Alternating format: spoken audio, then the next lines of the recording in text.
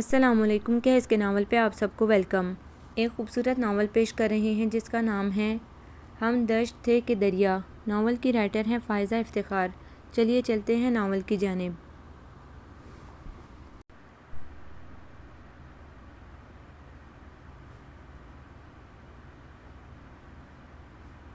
اسے سن کر بھی یقین نہیں آ رہا تھا۔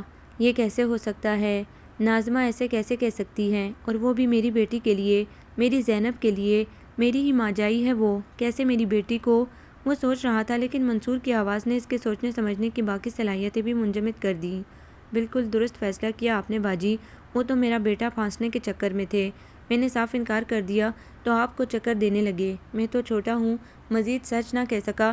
اچھا ہوا آپ نے کھری کھری سنا دی، بلکہ میں تو کہتا ہوں یہ بات جو اب آپ کہہ رہی ہیں وہ بھی کہہ دینا چاہیے تھی۔ آخر آپ بڑی ہیں، کہہ سکتی ہیں۔ اس نے اکسایا، مگر ناظمہ نے جیسے بڑا احسان کرتے ہوئے کہا، اب کیا کریں، آخر ہے تو بھائی۔ اور پھر وہ کہتے کہتے رک گئی۔ شاید اس نے اب تک دوسری والی بات منصور اور فاطمہ کو نہیں بتائی تھی۔ اور فاطمہ، تم اتنی بے فکر مت بیٹھو، کیا پتہ اب بھائی جان تمہارے پاس آ جائیں۔ آخر تمہارے دو بیٹے ہیں اور تم تو ہو ہی بے وقوف۔ ان کی مسکین سی شکل دیکھ کے کہیں نرم نہ پڑ جانا۔ یہ منصور کی بیوی تھی، اس کی چھوٹی بھاوج، اور کتنا تمسخر تھا اس کے لہجے میں اپنے جیٹھ کے لیے۔ سرمد نے جرجری لی، نہیں بھابھی، وہ جانتے ہیں میرے دونوں بیٹے زینب سے کئی سال چھوٹے ہیں۔ ہمیشہ کی کمگو فاطمہ نے جواب دیا۔ اس گمان میں مت رہنا، عمروں کا فرق ان کے لیے کیا معنی رکھتا ہے بھلا۔ اس نے وحشت زدہ سا ہو کے اس گھر کو دیکھا جو اس نے بڑے چاو سے بنوایا تھا، یہ سوچ کر کہ عمر بھر کی مشقت کے بعد وہ یہاں سستانے کے لیے آئے گا۔ لیکن اس گھر کی پناہیں نہ اس کے لیے گرمجوش تھیں، نہ اس کی اولاد کے لیے۔ یہ گھر پہلے بھی اس کے لیے مکان تھا اور اب بھی مکان ہی ہے، ایک پرایا مکان۔ آج سے 8 سال پہلے بھی وہ اس گھر میں نہیں، اس مکان میں آیا تھا۔ تب اسے بنے تھوڑا ہی عرصہ ہوا تھا، لیکن تب بھی اسے وہ کونے والا کمرہ ہی ملا تھا، اور تب بھی اس کے حصے میں اتنا ہی گریز آیا تھا۔ نہیں، اتنا نہیں جتنا اب آیا ہے۔ اب تو یہ گریز لا تعلقی، اجتناب اور حقارت سے ضرب کھا کے کئی گنا زیادہ ہو گیا ہے۔ یہ تب کی بات ہے جب امریکہ کے ویزے ملنا اتنے مشکل نہ ہوتے تھے۔ اس نے BA کرنے کے بعد 4 سال تک دھکے کھانے کے بعد، جب اچانک اسے پہلی ہی بار اپلائی کرنے کے بعد ورکنگ ویزا مل گیا، تو مارے حیرت اور خوشی کے وہ یہ تک سوچنا بھول گیا کہ ٹکٹ کا انتظام کیسے کرے گا اور وہاں کس کے پاس جائے گا۔ جاننے والوں میں دور دور تک کوئی امریکہ تک نہیں پہنچا تھا۔ جب جی بھر کے خوش ہو لیا تو یہ فکر لے کر بیٹھ گیا کہ آخر جانے کا بندوبست کیسے ہو۔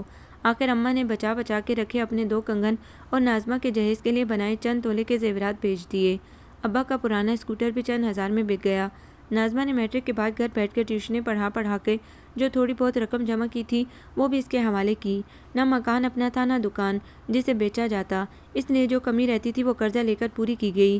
سود پر قرضہ بھی کتنے جتنوں کے ساتھ ملا، اور یوں اس نے کتنی ہی امیدوں، کتنی ہی آرزوؤں کے بوجھ کے ساتھ اس اجنبی سرزمین پر پہلا قدم رکھا۔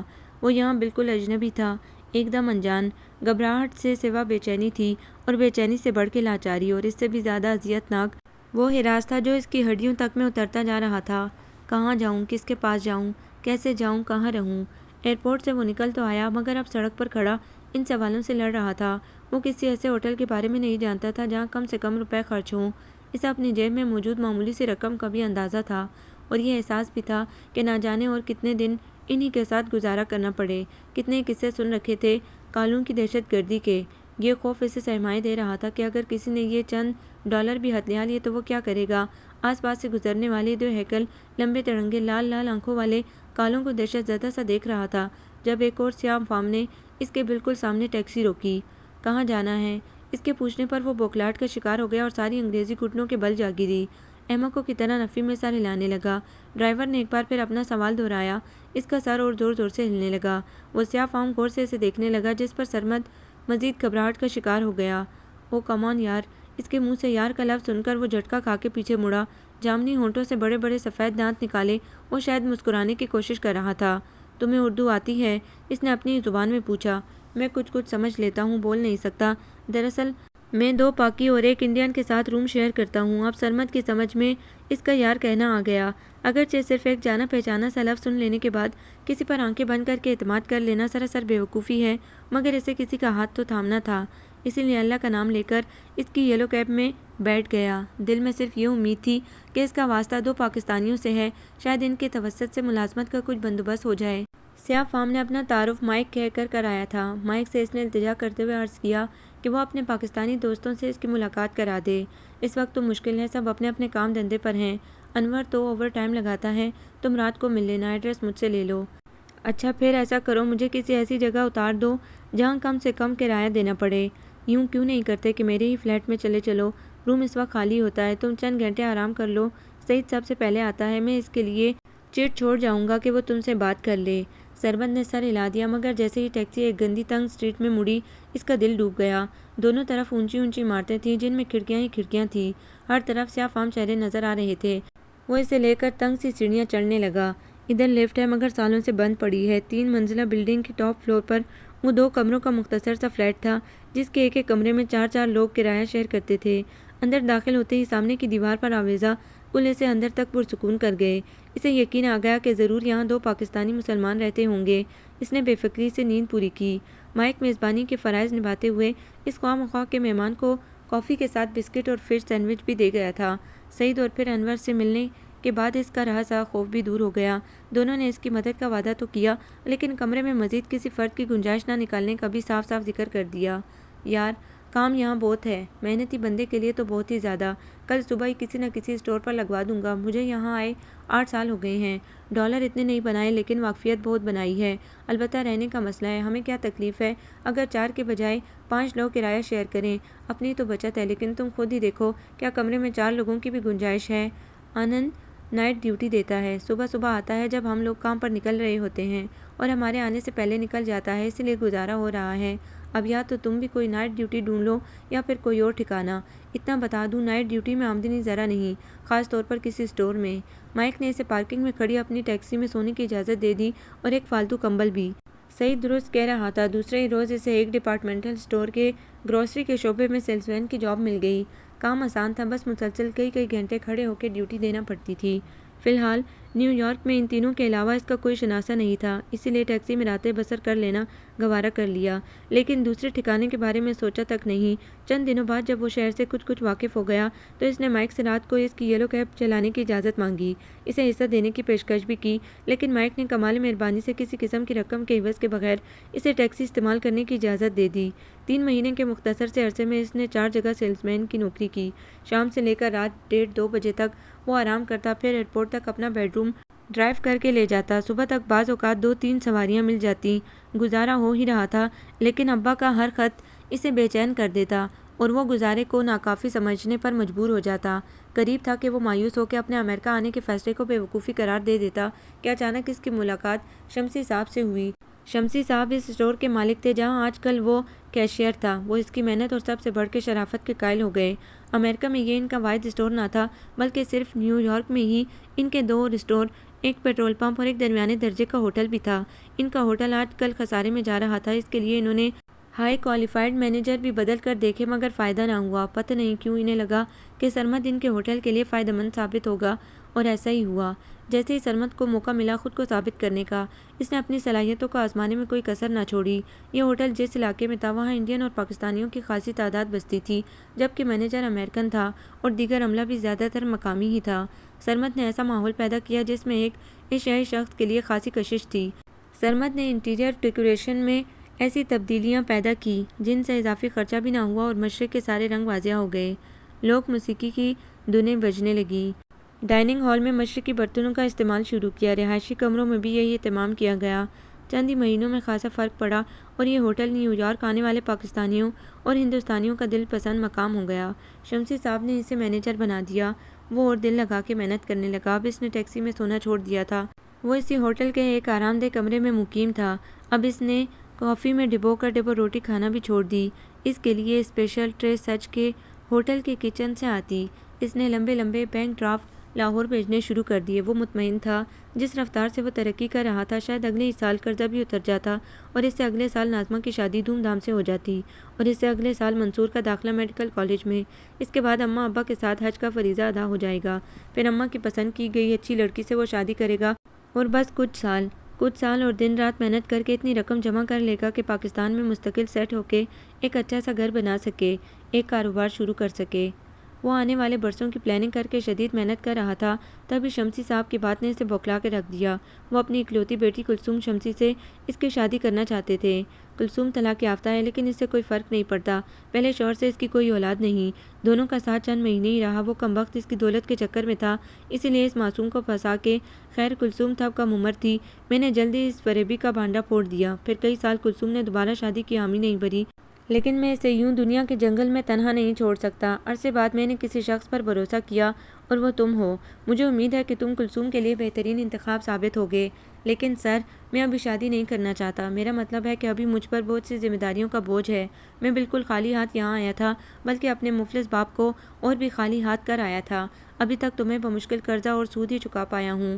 میرے گھر کے حالات تو جوں کہ توں ہیں، بہن کی شادی کرنا ہے، میرا ایک چھوٹا بھائی اور بہن زیر تعلیم ہے، میری ماں کا برسوں پرانا خواب اپنی چھت کا ہونا ہے، مجھے انہیں کرائے کے مکان سے اپنے مکان تک لانا ہے، مجھے وہ کہتا چلا جا رہا تھا کہ شمسی صاحب نے ہاتھ اٹھا کے روک دیا۔ یہ تو بہت لمبا پروگرام ہے، اور اگر تم سوچ رہے ہو کہ یہ سب کرنے کے بعد تم اپنا گھر بساؤ گے تو یہ تمہاری بھول ہے۔ تم بوڑھے ہو جاؤ گے سرمد، لیکن ذمہ داریوں کا یہ بوجھ کم نہ ہوگا۔ زندگی پر تمہارا بھی اتنا ہی حق ہے جتنا کہ تمہارے خاندان کا۔ تم اپنے حصے کی خوشیاں سمیٹتے ہوئے بھی یہ فرض ادا کر سکتے ہو، لیکن دوہری ذمہ داریاں۔ اس نے ایک اور عذر پیش کرنا چاہا، لیکن شمسی صاحب نے ایک بار پھر مداخلت کی۔ کیسی ذمہ داری؟ کلثوم سے شادی کے بعد تمہارا بوجھ بڑھے گا نہیں بلکہ کم ہوگا۔ ظاہر ہے ظہور احمد شمسی کا داماد ایسا ویسا شخص تو ہوگا نہیں، تم صرف اس ہوٹل کے مینیجر نہیں بلکہ مالک ہوگے۔ یہاں نہیں، میرے ولا میں رہو گے۔ جو کام تم کئی سالوں میں کرو گے وہ چند مہینوں میں ہو جائے گا، اور ذرا سوچو کہ اگر کسی وجہ سے یہ ملازمت بھی نہ رہی تو کیا پھر سے راتوں کو ٹیکسیاں چلاؤ گے؟ شمسی صاحب نے اسے لالچ میں گرنے کے ساتھ ساتھ ڈراوا بھی دیا۔ وہ خاموش ہو گیا اور چند ہی دنوں بعد کلثوم احمد شمسی کا شوہر بن گیا۔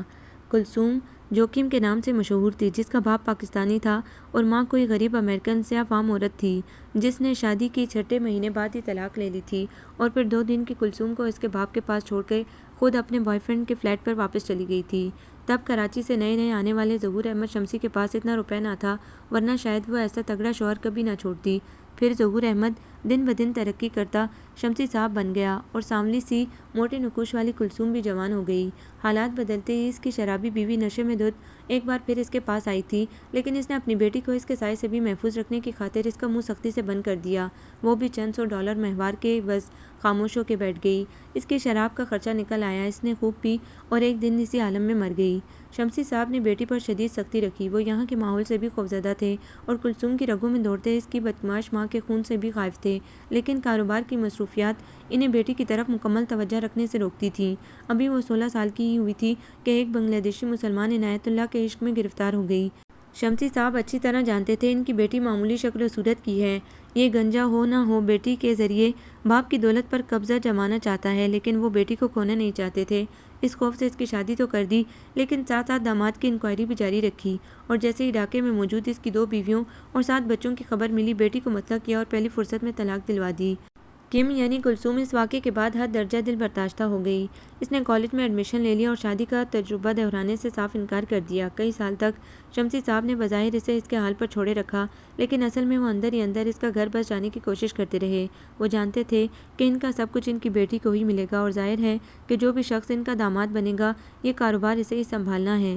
پھر کیوں نہ وہ خود دیکھ بھال کے ایسا شریف، محنتی، قابل بھروسہ اور مجبور شخص تلاش کریں جو ان کی بیٹی کے ساتھ ساتھ ان کا بھی سہارا بنے۔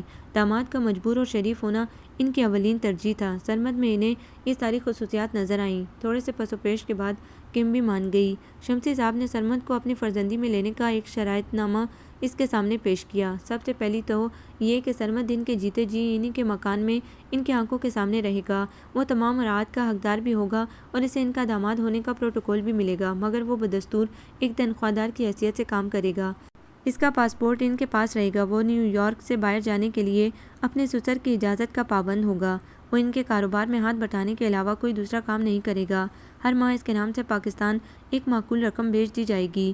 اس نے سر جھکا کے یہ ساری شرائط مان لی۔ تنخواہ ایک طرح کا جیب خرچ ہی تھا، کیونکہ اس کی رہائش، کھانا پینا، پہننا اوڑھنا سب فری تھا۔ پاکستان بھی اچھی خاصی رقم جانے لگی تھی۔ ہاں البتہ پاسپورٹ ان کے حوالے کرتے ہوئے وہ ذرا ہچکچایا تھا، لیکن پھر یہ سوچ کے دل کو تسلی دے لی کہ شمسی صاحب بیٹی کے حوالے سے حساس ہیں۔ پہلے تلخ تجربے نے انہیں محتاط کر دیا ہے، لیکن جلد ہی وہ مجھ پر بھروسہ کرنے لگ جائیں گے۔ ویسے بھی اگر میں یہ شادی نہ بھی کرتا تو کون سا ابھی پاکستان جا سکتا تھا؟ پہلے اس نے یہی سوچا تھا کہ اپنی شادی کو گھر والوں سے خفیہ رکھے، کیا پتہ یہ بیل منڈے ہی نہ چڑھے اور کلثوم جلدی اس سے فارغ کر دے، لیکن پھر وہ زیادہ دیر تک اس ارادے پر قائم نہ رہ سکا اور اس نے پاکستان اپنی شادی کی اطلاع تصاویر کے ذریعے بھجوا دی۔ وہی ہوا جس کا اسے خدشہ تھا۔ اماں ابا نے جی بھر کے سلامتیں سنائیں۔ تجھے کمانے بھیجا تھا یا بیار اچانے، نالائق، کیسے کیسے جتن کر کے ٹکٹ کا انتظام کیا اور تو وہاں گھر داماد بن کے بیٹھ گیا۔ ارے پالا پوسا ہم نے اور کمائی کھائیں دوسرے۔ ابا کی دعائی کے جواب میں اس نے بمشکل وضاحت پیش کی۔ ابا میں گھر داماد ضرور ہوں مگر وہ میری کمائی کے محتاج نہیں، الٹا میری یہ ملازمت انہی کی عطا کردہ ہے۔ یہ سارے عیش، یہ ڈالرز تو یوں کہہ کہ تو نے خود کو بیچ دیا۔ ابا کچھ سننے پر تیار نہ تھے، وہ بے بسی سے ریسیور ہاتھ میں لیے ان کی جھڑکیاں سنتا رہا۔ اس سے تو ہم فاقوں مرتے اچھے تھے، بڑھاپے کا سہارا گروی ہو گیا، گلی محلے میں لوگ تانے دیں گے، بٹی صاحب کا بیٹا گھر داماد ہو گیا ہے، سسر کا کتا بن گیا ہے۔ تو نے تو میرا کلیجہ ہی نوچ لیا سرمد، تجھے یہی ڈائن ملی تھی میری بہو بنانے کے لیے۔ اماں کو الگ ہی شکایت تھی، کتنے ارمان تھے میرے کہ اپنے لاڈلے کے لیے چاند سی دلہن لاؤں گی، کتنی لڑکیاں میری نظر میں ہیں، پر تجھے تو لگتا ہے ماں پر اعتبار ہی نہیں تھا۔ تیرا خیال ہوگا ماں کھانے نوچنے کو ہی بیٹھی رہے گی، تجھے بڈھا کر دے گی، اسی لیے خود ہی چاند چڑھا لوں۔ بے ہدایتہ اتنا ابال اٹھ رہا تھا تو ذرا دیکھ بھال کے لڑکی چنتا، اس سے اچھی بلکہ 1000 درجے اچھی تو برادری میں ہے، کتنے لوگوں کی نظر تجھ پر تھی، پر تو نے تو پتہ نہیں کیا دیکھا، نہ منہ نہ متھا، جن پاڑوں لتھا۔ اماں وہ دل کی اچھی ہے، وہ تسلی دینے کو بولا، حالانکہ اس کی جانے بھلا کہ کلثوم شمسی کا دل برا ہے کہ بھلا۔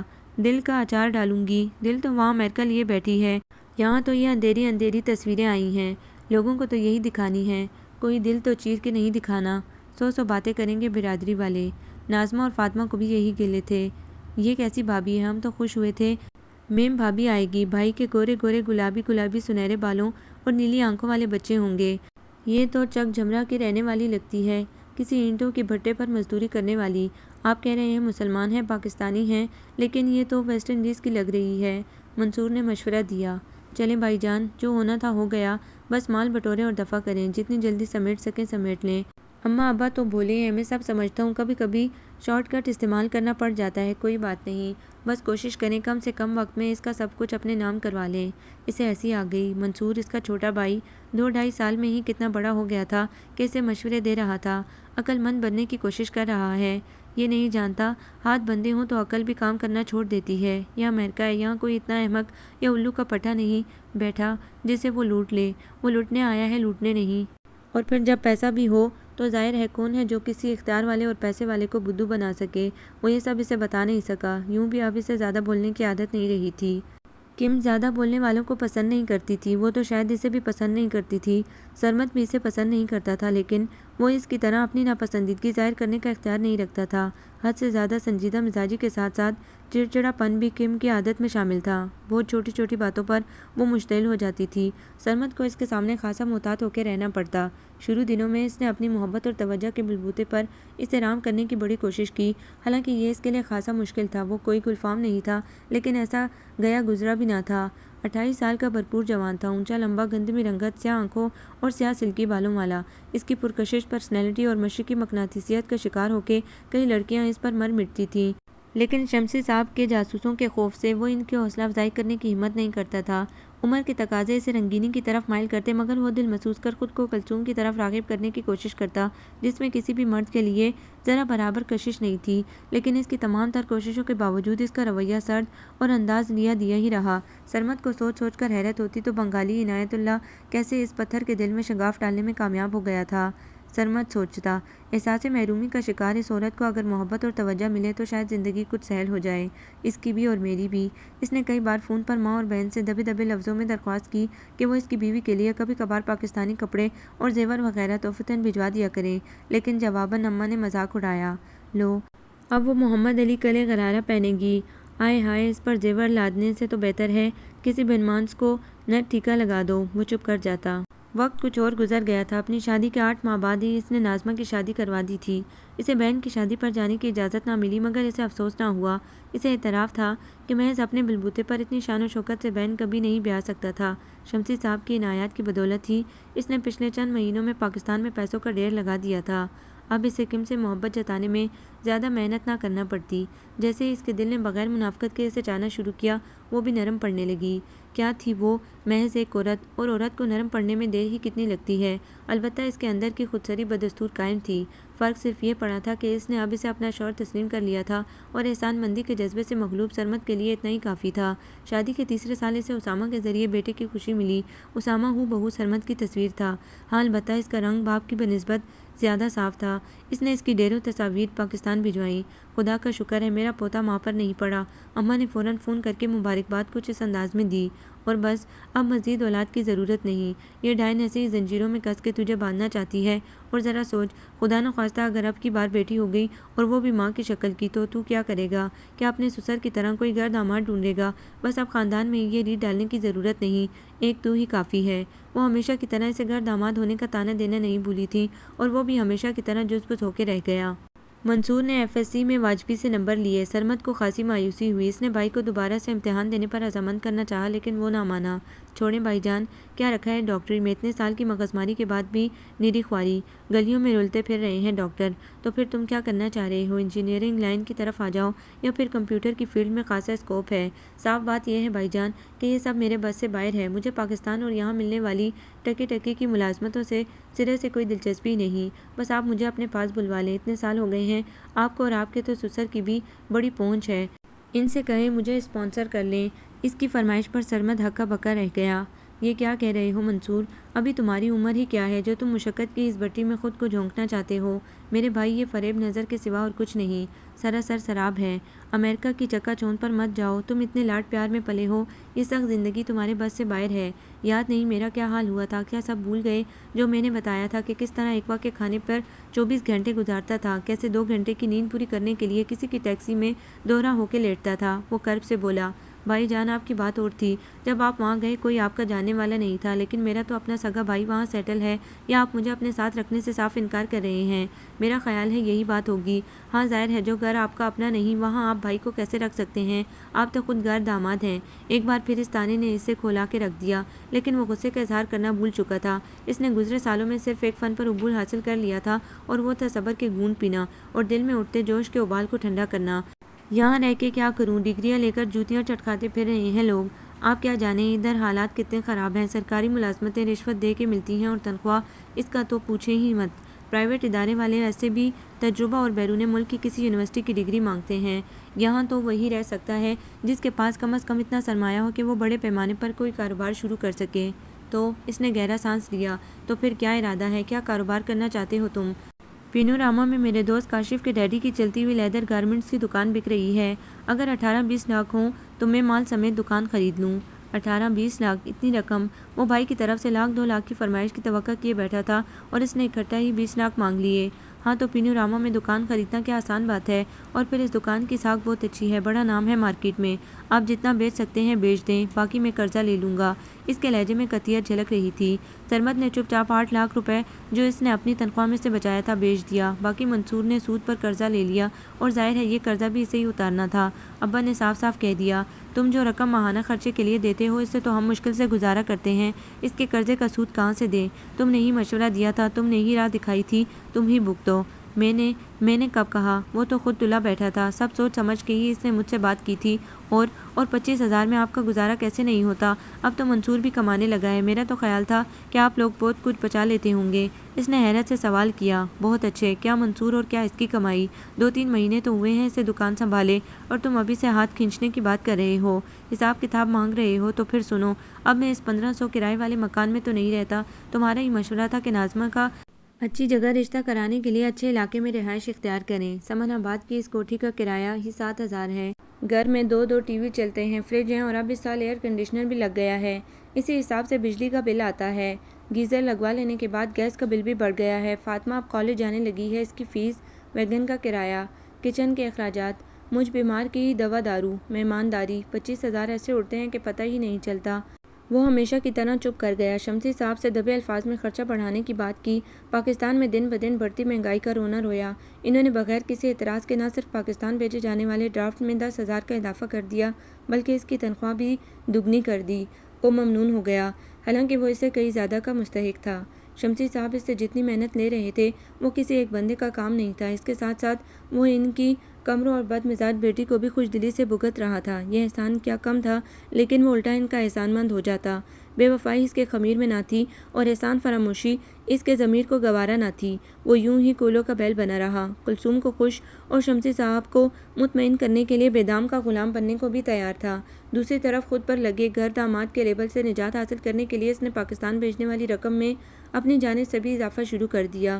اس کی جیب عموماً خالی ہوتی، اگرچہ وہ ایک بڑے ولا میں رہتا تھا، عمدہ کھانا کھاتا تھا، عالی شان آفس میں بیٹھتا تھا، لمبی سی گاڑی میں سفر کرتا تھا، لیکن اس کی جیب خالی ہوتی تھی اور وہ یہ بات کسی پر ظاہر بھی نہیں کر سکتا تھا۔ اس کے ظاہر نہ کرنے کے باوجود نہ جانے کس طرح کم کو اندازہ ہو گیا۔ شادی کے اتنے سالوں بعد اچانک اس نے سرمد کے لیے ذاتی شاپنگ کرنا شروع کر دی۔ عرصے سے اس نے کپڑے نہیں خریدے تھے، اس کے پاس رقم بھی نہ ہوتی تھی۔ کم نے اس کے لیے شوز، ٹائی، شرٹس، ٹراؤزرز کا ڈھیر لگا دیا۔ وہ ممنون ہو گیا، بلکہ وہ تو تھا ہی ممنون۔ ممنونیت کا یہ احساس ہر وقت اس کی آنکھوں سے، اس کے لہجے سے چھلکتا رہتا، اور کلثوم یعنی کم جھنجھلا جاتی۔ اسے شروع کے دنوں کی وہ محبت یاد آئی جو کبھی ان آنکھوں اور لہجے سے چھلکتی تھی۔ اسی محبت کی نرماہٹ محسوس کر کے اس نے اپنے پتھر دل کو موم کیا تھا کہ وہ شخص پھر سے ایک کٹ پتلی بن گیا، سر ہلانے، احکام بجا لانے والی ایک کٹ پتلی۔ کبھی کبھی اس بے جان کٹ پتلی میں زندگی کی کوئی رمق پیدا کرنے کے لیے وہ ہاتھ سے گزر جاتی، اتنی ترش اور شفاف ہو جاتی کہ وہ سفید پڑ جاتا، پھر سرخ، لیکن نہ اس کی آنکھیں اٹھتی نہ لب کھلتے۔ کم کو سرمد پر غصے کے ساتھ ساتھ ترس آ جاتا۔ اصل شکایت تو اسے اپنے باپ سے تھی، جس نے اسے شوہر کے بجائے ایک ملازم تحفتاً دیا تھا۔ پہلے پہل وہ اس غلام کو پا کے مطمئن تھی، اپنے حاکمانہ مزاج کی تسکین کر دی، لیکن پھر اسامہ نے اس کے اندر کی عورت کو جگا دیا، اور عورت جب جاگ جائے تو سب سے پہلے پیار مانگتی ہے۔ اسے بھی پیار چاہیے تھا، لیکن اسے مانگنا نہیں آتا تھا، جبکہ سرمد اسے پیار کرنا تو آتا تھا، اور شادی کے لیے اولین دنوں میں اس نے کرنے کی کوشش بھی کی تھی، مگر کم کے سرد رویے سے سہم کے خود کو محدود کر لیا۔ اب اسے محبت جتانے کی جسارت کرنا خاصا دشوار لگا کرتا۔ زندگی اسی ڈب پر گزر رہی تھی کہ ابا نے اسے منصور کی شادی کی اطلاع دی۔ وہ سخت دل برداشتہ ہو گیا۔ منصور کی شادی ہو گئی اور آپ مجھے بتا رہے ہیں؟ کیا میں اتنا غیر ہو گیا ہوں؟ بیٹا، ہمیں تو خود اب پتہ چلا ہے، یہ شادی تھوڑا ہی ہے، عشق کا بخار چڑھ گیا تھا۔ کیا مطلب؟ آپ اس بارے میں کیا بالکل کچھ نہیں جانتے تھے؟ میں تو واقعی لاعلم تھا۔ تمہاری اماں نے اب بتایا ہے کہ اس نے سرسری سا ذکر کیا تھا کہ وہ کسی نرس کو پسند کرتا ہے، لیکن ماں کے صاف انکار پر چپ سادھ لی، اور یوں چپ چپاتے ہی شادی بھی کر لی۔ سرمد خاموشی سے سنتا رہا۔ اسے اماں کے دکھ کا اندازہ ہو رہا تھا۔ دوسرے بیٹے نے بھی منمانی کر کے ان کی آخری امید بھی توڑ دی تھی۔ کتنے ارمان تھے ان کے دل میں من پسند بہو لانے کے۔ آپ کو اس کی بات مان لینا چاہیے تھی، تب وہ اس انتہائی قدم کے بارے میں نہ سوچتا۔ بتا تو رہا ہوں، اس نے مجھ سے ذکر کرنے کی زحمت ہی گوارا نہیں کی۔ ماں نے جواب دے دیا اور اس نے اپنی کر لی۔ وہ بھی پاگل ہو رہا تھا، ایک بار مجھے بتا دیتی، میں خود ہی نمٹ لیتا منصور سے۔ لیکن اماں کو آخر اعتراض کس بات پر تھا؟ اب جو بھی، آخر وہ آپ کی بہو ہے، اسے قبول کر لیں تاکہ منصور بالکل ہی ہاتھ سے نہ نکل جائے۔ سب سے بڑا اعتراض تو یہ ہے کہ وہ غیر مسلم ہے۔ تمہاری ماں بھلا کسی عیسائی بہو پر کیسے مانتی؟ ٹھیک ہے کہ شادی سے پہلے اسی نے اسلام قبول کر لیا، اب اس کا نام تمہارے بھائی نے عمرانہ رکھا ہے، لیکن ہمارے خاندان کو تو داغ لگ گیا نا۔ منصور نے آخر ایسی حرکت کی کیسے؟ کیوں نہ کرتا؟ تم نے راہ جو کھول دی برخوردار، اس کی ہمت تو بڑھنا ہی تھی۔ وہ اس الزام کی مار سہ نہ سکا۔ ابا جی، آپ یہ کیوں بھول جاتے ہیں کہ یہ سب میں نے اپنے لیے نہیں کیا، صرف اور صرف اپنے خاندان کی خوشحالی کے لیے کیا۔ میرے پاس اور کوئی راستہ نہیں تھا۔ شمسی صاحب نے مجھے جو ملازمت دی، میں کسی بھی طرح اس کا اہل نہ تھا۔ مجھ جیسے تو ایسے ہوٹلوں میں بیرہ گری کرتے یا فرش پر پوچھا لگاتے نظر آتے ہیں۔ اگر میں ان کی بیٹی سے شادی کر لینے سے معذرت کر لیتا تو وہ مجھے کھڑے کھڑے فارغ کر دیتے، اور محض سیلزمینی کر کے اور پرائی ٹیکسی مانگ تانگ کے چلانے کے بعد میں یہ گھر اس طرح نہیں بھر سکتا تھا جیسے اب آپ کو نظر آ رہا ہے، بلکہ اب تک تو شاید میں وہ قرضہ تک نہ اتار پاتا۔ ہاں بیٹا، جتا لو تم بھی، جتنے احسان کیے ہیں وہ سب جتا لو۔ میں زندہ کس لیے ہوں؟ تمہارے احسانوں کا بوجھ اٹھانے کے لیے ہی تو زندہ ہوں۔ ان کی آواز میں غصہ بھی تھا اور افسردگی بھی۔ سرمد شرمندہ ہو گیا۔ خدا کی قسم ابا جی، میرا مقصد آپ کو دکھی کرنا نہیں تھا، میں تو صرف یہ بتانا چاہ رہا تھا کہ آپ منصور کے اس اقدام کا ذمہ دار مجھے نہیں ٹھہرا سکتے۔ اس نے یہ حرکت صرف اپنے دل اور جذبات کے ہاتھوں مجبور ہو کے کی ہے، صرف اپنی خواہشات کی تکمیل کے لیے، جبکہ میں تو بھول ہی چکا ہوں کہ میرا کوئی دل بھی ہے، وہ رندے گلے کے ساتھ کہتا رہا۔ لیکن دوسری طرف شاید فون رکھ دیا گیا تھا۔ وہ بے بسی سے ریسیور کو دیکھتا رہا۔ چند دنوں بعد اس نے پھر سے فون کیا۔ مقصد اماں کی دلجوئی کرنا تھا۔ وہ یقیناً منصور کی حرکت کے بعد بے حد ملول اور دل گرفتہ ہوں گی، لیکن اس کی توقع کے برعکس وہ چہک رہی تھیں۔ اچھا ہوا تمہارا فون آ گیا، میں تمہارے ابا سے کہہ ہی رہی تھی کہ کال بک کروائیں۔ خیر تو ہے؟ ہاں ہاں خیر ہی ہے، ماشاءاللہ سے تمہارے بھائی کا ولیمہ کر رہے ہیں ہم لوگ۔ تم آ تو نہیں سکتے، لیکن اطلاع کرنا تو ضروری ہے۔ ولیمہ؟ وہ متعجب تھا، اتنی جلد اماں نے اسے معاف کیسے کر دیا؟ لیکن پھر خود پر قابو پا کے پوچھنے لگا، اماں کیا آپ منصور کو گھر لے آئیں؟ چلیں اچھا کیا، بڑوں کو ہی کشادہ دلی کا مظاہرہ کرنا چاہیے۔ لیکن اماں یہ سب ہوا کیسے؟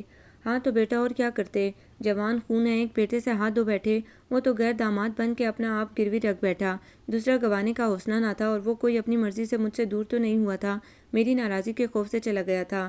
شادی اپنی مرضی سے بے شک کی ہے، لیکن گرہستی الگ نہیں کرنا چاہتا۔ میرے ایک بلاوے پر بیوی کو لیے بھاگا آیا، وہ اسے نہ جانے کیا جتا رہی تھی، وہ جان کر بھی انجان بنا رہا۔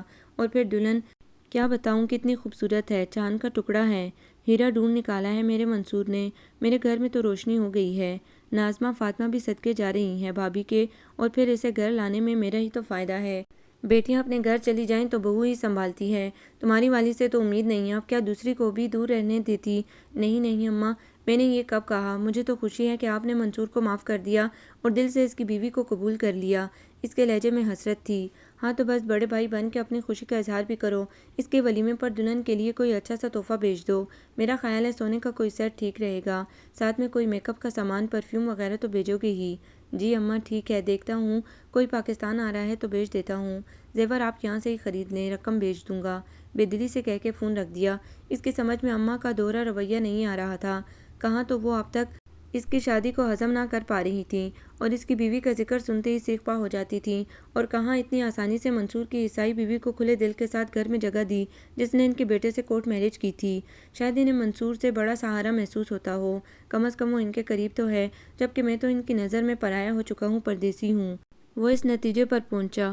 کچھ عرصے بعد ناظمہ نے فون پر اسے اماں اور منصور کی بیوی عمرانہ کے درمیان ہونے والی چپکلش کے بارے میں بتایا۔ توبہ توبہ، اتنی لمبی زبان اور اتنی پٹاخہ لڑکی، آخر کیوں نہ ہو؟ کم عمر کی تھوڑا ہی ہے، پکی عورت تھی، کتنے سالوں سے تو نرس تھی اسپتال میں، خرانٹ۔ ناظمہ کی رائے پر اس نے تصور میں بھائی کے ولیمے کی تصاویر میں نظر آنے والی باوچ کو لانے کی کوشش کی، جو اچھی خاصی خوبصورت ہونے کے باوجود عجیب پکا پن سا چہرے پر سجائے ہوئے تھی۔ کم عمری کے باوجود معصومیت کی ہلکی سی رمق بھی اس کے نقوش سے واضح نہیں ہوتی تھی۔ دل ہی دل میں ناظمہ سے متفق ہونے کے باوجود اس نے اپنا تبصرہ محفوظ رکھا اور چپ چاپ ناظمہ کی بات سننے لگا، جو جلے دل کے پھپولے پھوڑنے میں مصروف تھی۔ آخر میرے ہی بھائیوں کے نصیبوں میں بڑی عمر کی عورتیں کیوں رہ گئی ہیں؟ اس کی دعائی پر وہ پہلو بدل کے رہ گیا۔ مسئلہ کیا ہے ناظمہ؟ کوئی ایک مسئلہ ہو تو بتاؤں۔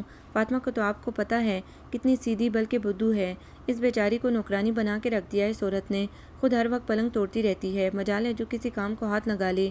فاطمہ غریب تو چپ کر کے سارا دن کام کرتی رہتی ہے، کبھی کبھی اماں بولیں تو یہ نوابزادی طوفان کھڑا کر دیتی ہے، وہ تماشا لگاتی ہے کہ سارا محلہ دیکھتا ہے، اور تو اور ابا کو بھی نہیں بخشتی، میرے اماں ابا۔ وہ سسکنے لگی، ہائے دونوں گھل گھل کے ختم ہو رہے ہیں اس چنڈال کے ہاتھوں، اور منصور وہ کچھ نہیں کرتا، وہ کیا کرے گا؟ اس کی مت تو تب ہی ماری گئی تھی جب یہ نوٹنکی بیاہ لایا تھا، آنکھوں دیکھی مکھی نگلی ہے اس نے، آدھا شہر اس کے قصوں سے واقف ہے۔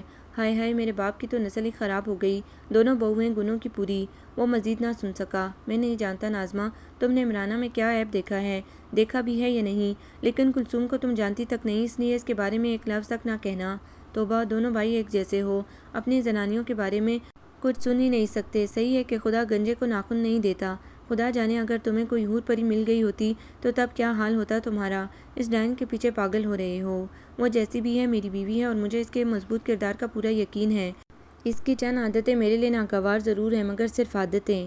ناظمہ وہ فطرت کی بہت ستھری عورت ہے، اس کے کردار میں کہیں کوئی درار نہیں، اس آزاد فضا میں بھی اس نے خود کو بڑا سنبھال کے رکھا ہوا ہے، خاک سنبھالا ہوا ہے، یوں کہو کہ کسی نے منہ ہی نہ لگایا ہوگا۔ ذرا شکل و صورت اچھی ہوتی تو پتہ چلتا نیک بیوی کتنے پانی میں ہے۔ وہ ناظمہ تھی، سرمد اس کی زبان کا کیا مقابلہ کرتا؟ خاموش ہو رہا۔ خیر بات عمرانہ کی ہو رہی تھی تو اماں بھی بس نہیں کرتی، منصور شام کو آئے تو ہر بات کو 10 سے ضرب دے کر اسے گرم کرتی ہیں، پھر خوب تو تکار ہوتی ہے۔ وہ مزے لے لے کے بتانے لگی اور وہ بیچارہ سر تھام کے رہ گیا۔ سرمد کو اندیشہ تھا گھر کا خراب ہوتا ماحول فاطمہ پر اثر انداز نہ ہو، وہ بھی یہ کر رہی تھی۔ اس نے دن بدن اماں پر اس کی شادی جلد از جلد کرنے کا زور ڈالنا شروع کر دیا۔ آخر ایک دن اماں کو ایک انجینئر کا رشتہ بھا ہی گیا۔ لڑکا بڑا سونا، بڑا پڑھا لکھا جوان ہے، گھرانہ بھی اچھا ہے، بس یہ ہے کہ لڑکے کی نوکری کراچی میں ہے۔ اس کے گھر والے کہتے ہیں جہیز بھلے نہ دو، کراچی میں ایک مکان یا کم از کم فلیٹ خرید دو تاکہ کرائے کے جھنجھٹ سے آزادی ملے۔ فلیٹ، اور وہ بھی کراچی جیسے شہر میں، یہ کیسے لالچی لوگ ہیں؟ لالچی کیوں؟ سب میری طرح تو نہیں ہوتے جو خالی ہاتھ بہویں گھر میں گھسا ڈالیں اور پھر اپنے لیے تو کچھ نہیں مانگ رہے۔ دیکھا جائے تو ہماری ہی بیٹی کا فائدہ ہے، ورنہ بیچارے کی ساری تنخواہ کرائے میں نکل جایا کرے گی، اور پھر اس کی کسی لیکن کو وہ خاطر میں نہ لائیں۔ اس کے پاس بچتا ہی کیا تھا جو وہ فلیٹ خریدنے کے لیے ماں کو بھیجتا۔ آخر یہ حل نکلا کہ قسطوں پر فلیٹ خرید لیا جائے۔ یوں لاہور کے ساتھ ساتھ اب کراچی میں بھی ڈرافٹ جانے لگے۔ اسامہ کے 5 سال بعد خدا نے اسے بیٹی دی، زینب۔ نہ جانے کس گھڑی اماں کے منہ سے یہ بات نکلی تھی کہ کہیں اگر تمہاری بیٹی ماں کی شکل کی ہو گئی تو، اور واقعی وہ ماں کے تقریباً سارے نقش چرا لائی تھی۔ وہی سانولی رنگت، لمبا قد، موٹے موٹے ہونٹ، البتہ اس کے بال ماں اور نانی جیسے گھنے گھنگریالے نہیں تھے، بلکہ سرمد کی طرح سیدھے اور سلکی تھے۔ سرمد کو بیٹی کے کم رو ہونے یا سانولے ہونے کی کوئی افسوس نہ تھا، بلکہ وہ تو اسامہ سے بڑھ کے زینب کو چاہنے لگا۔ کم جو بیٹی کو دیکھ کے خوفزدہ ہو گئی تھی، باپ کی اس کے لیے محبت محسوس کر کے رفتہ رفتہ مطمئن ہونے لگی۔ جب وہ سرمد کو زینب کی پیشانی چومتے یا ہاتھ چلاتے دیکھتی تو اسے بڑا عجیب سا محسوس ہوتا۔ ہمیشہ وہ خود کو شوہر کے مقابلے میں کمتر محسوس کرتی رہی اور اندر ہی اندر احساس کمتری کو پال پال کے تلخی کا شکار ہوتی رہی۔ رفتہ رفتہ اس کا یہ احساس کمتری ختم ہونے لگا۔ فاطمہ کی شادی پر جانے کی بھی اسے اجازت نہ ملی۔ ویسے بھی اب شمسی صاحب تقریباً گھر تک محدود ہو گئے تھے۔ ان پر دل کے 2 سخت حملے ہو چکے تھے۔ کاروبار کی تمام تر ذمہ داری سرمد کے سر پہ تھی۔ ایسے میں وہ خود ہی پاکستان جانے کا خیال بلا بیٹھا تھا۔ اس نے اپنی اس قید سے سمجھوتا کر لیا تھا کہ اچانک ایک دن ظہور احمد شمسی نے اسے حیران کر ڈالا۔ وہ اسے کچھ کاغذات تھما رہے تھے۔ یہ سب تمہارا ہے سرمد، تمہاری محنت کی کمائی۔ میری محنت کی کمائی؟ لیکن ڈیڈی، میرا معاوضہ تو آپ مجھے ہر ماہ ادا کر دیتے ہیں۔ وہ حیرت سے ان کاغذات کو دیکھنے لگا جن کے مطابق وہ ایک بھاری بینک بیلنس کا مالک تھا۔ اس کی بات سن کر شمسی صاحب ہولے سے مسکرائے۔ تمہارا معاوضہ؟ تمہاری خدمات کا تو کوئی معاوضہ ہو ہی نہیں سکتا بیٹا۔ تم نے واقعی داماد بن کے نہیں بلکہ بیٹا بن کے اپنے فرائض ادا کیے۔ تمہارا انتخاب کرتے ہوئے میں نے صرف یہ سوچا تھا کہ تم ایک شریف اور ضرورت مند انسان ہو، اپنی ضروریات پوری کرنے کے لیے وہی کرو گے جو میں چاہوں گا، اور تمہاری شرافت تمہیں کوئی دھوکہ دینے سے باز رکھے گی۔ لیکن بیٹا، یہ تو میرے گمان میں بھی نہ تھا کہ تم اتنے نیک صفت انسان ثابت ہوگے۔ تمہارے کسی رویے سے کبھی یہ نہ لگا کہ تم نہ چاہتے ہوئے ہمارے ساتھ رہنے پر مجبور ہو۔ میری بیٹی کے ہر خراب رویے کے باوجود تم نے کبھی اس کے ساتھ ناروا سلوک نہ کیا، میری ہر زیادتی خوش دلی سے برداشت کی، میری عزت کرنے میں کبھی تنگ دلی کا ثبوت نہ دیا۔ یہ تمہارا ہی ظرف ہو سکتا ہے بیٹا، ورنہ آج کل تو ہر کوئی اپنی غرض کا بندہ ہے۔ مجھے ہی دیکھ لو، میں نے اپنی غرض اور مطلب کے لیے تمہیں استعمال کیا، تمہاری مجبوریوں کا سودا کرنے سے نہ ہچکچایا، تمہاری آزادی سلب کی، تمہیں تمہارے اپنوں سے برسوں دور رکھا، تمہیں وہ حق نہ دیا جس کے تم مستحق تھے۔ وہ کہتے کہتے ہانپنے لگے۔ ایسا مت کہیے ڈیڈی، آپ کی بدولت میں یہاں تک پہنچا، ورنہ میں کیا تھا؟ آپ نے تو مجھ پر بڑا احسان کیا، میری دنیا بدل دی۔ میں نے کوئی احسان نہیں کیا، حقیقت تو یہ ہے کہ میں تمہیں ایک ملازم ہی سمجھتا رہا، ایک مفت کا ملازم۔ تم ایک معمولی سی تنخواہ میں میرے کاروبار اور گھر کی ذمہ داریاں اٹھاتے رہے۔ اتنے بھروسے کا آدمی مجھے کہاں سے ملتا؟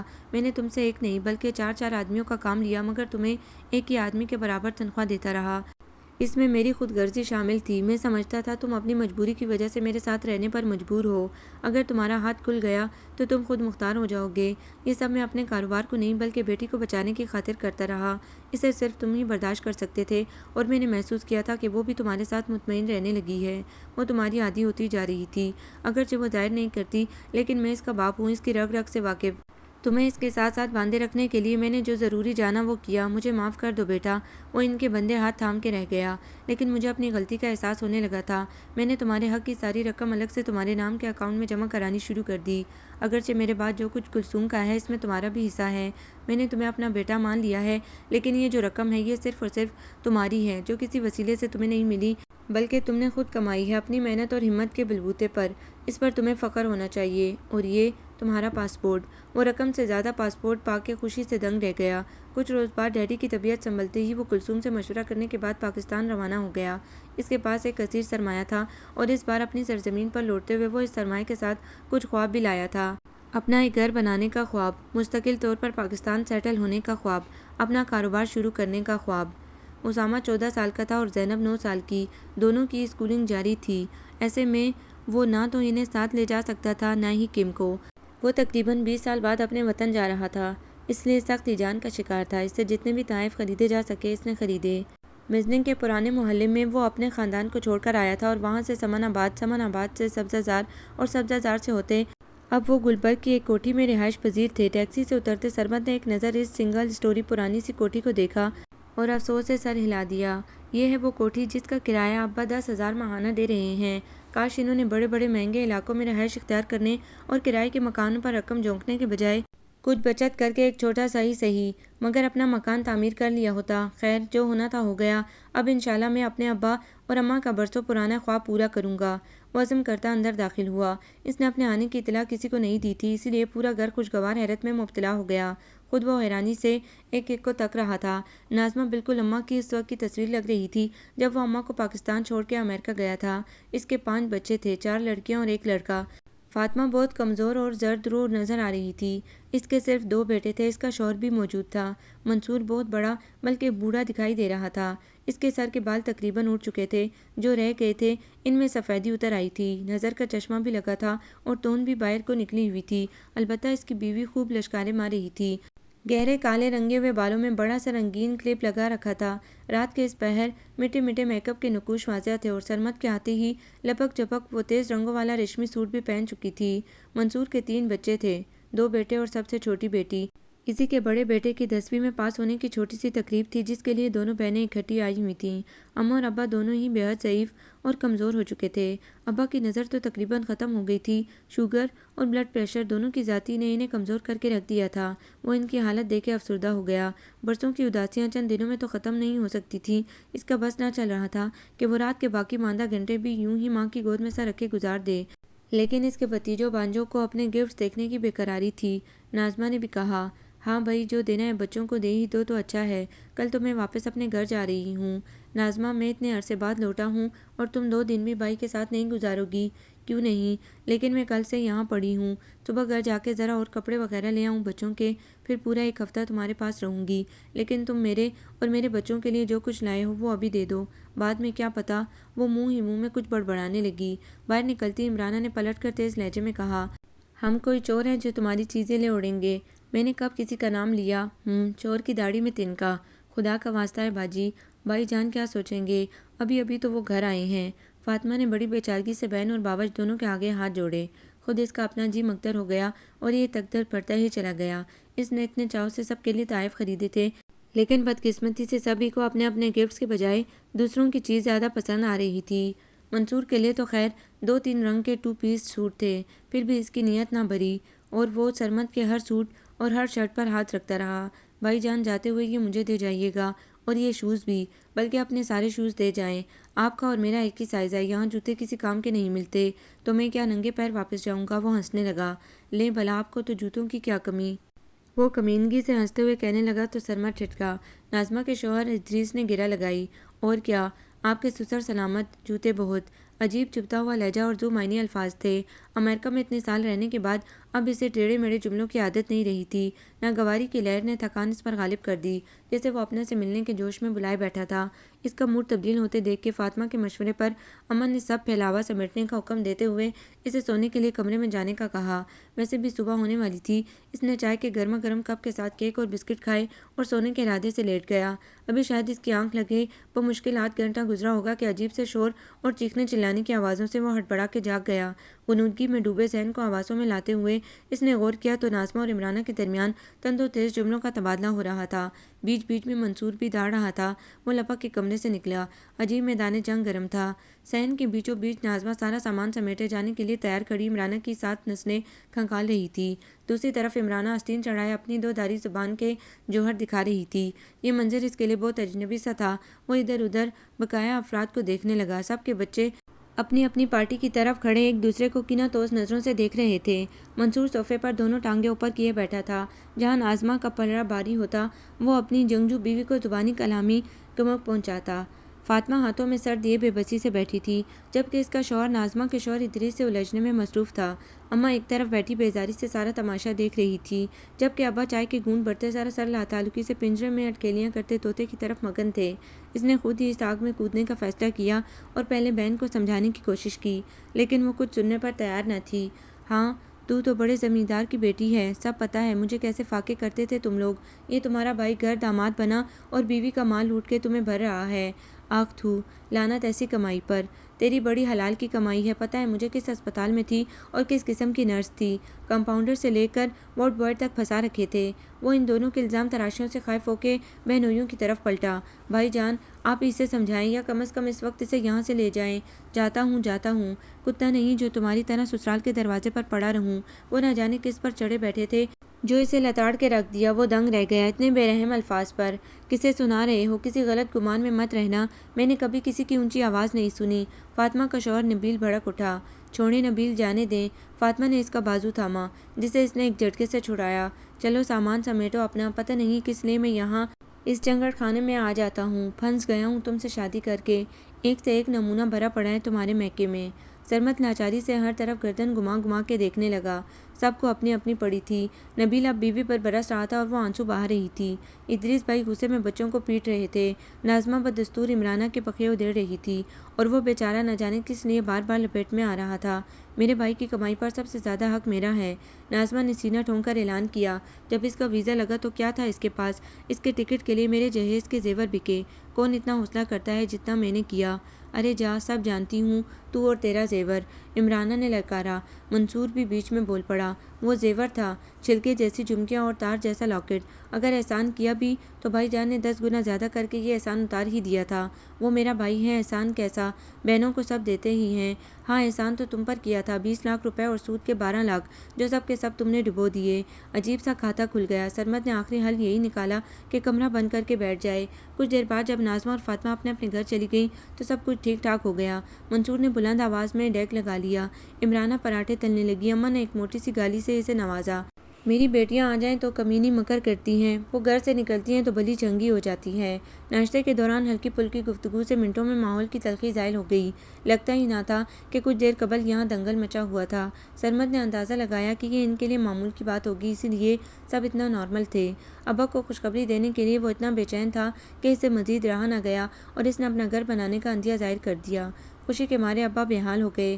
اماں بھی اس کا ماتھا چومنے لگی۔ منصور بھی پرجوش ہو کے نت نئے آئیڈیا دینے لگا۔ ڈیفینس چلتے ہیں بھائی جان، یا پھر کنال ویو؟ ایک کنال کا پلاٹ بہت ہوگا، اچھا خوبصورت ڈبل سٹوری بنگلہ بن جائے گا۔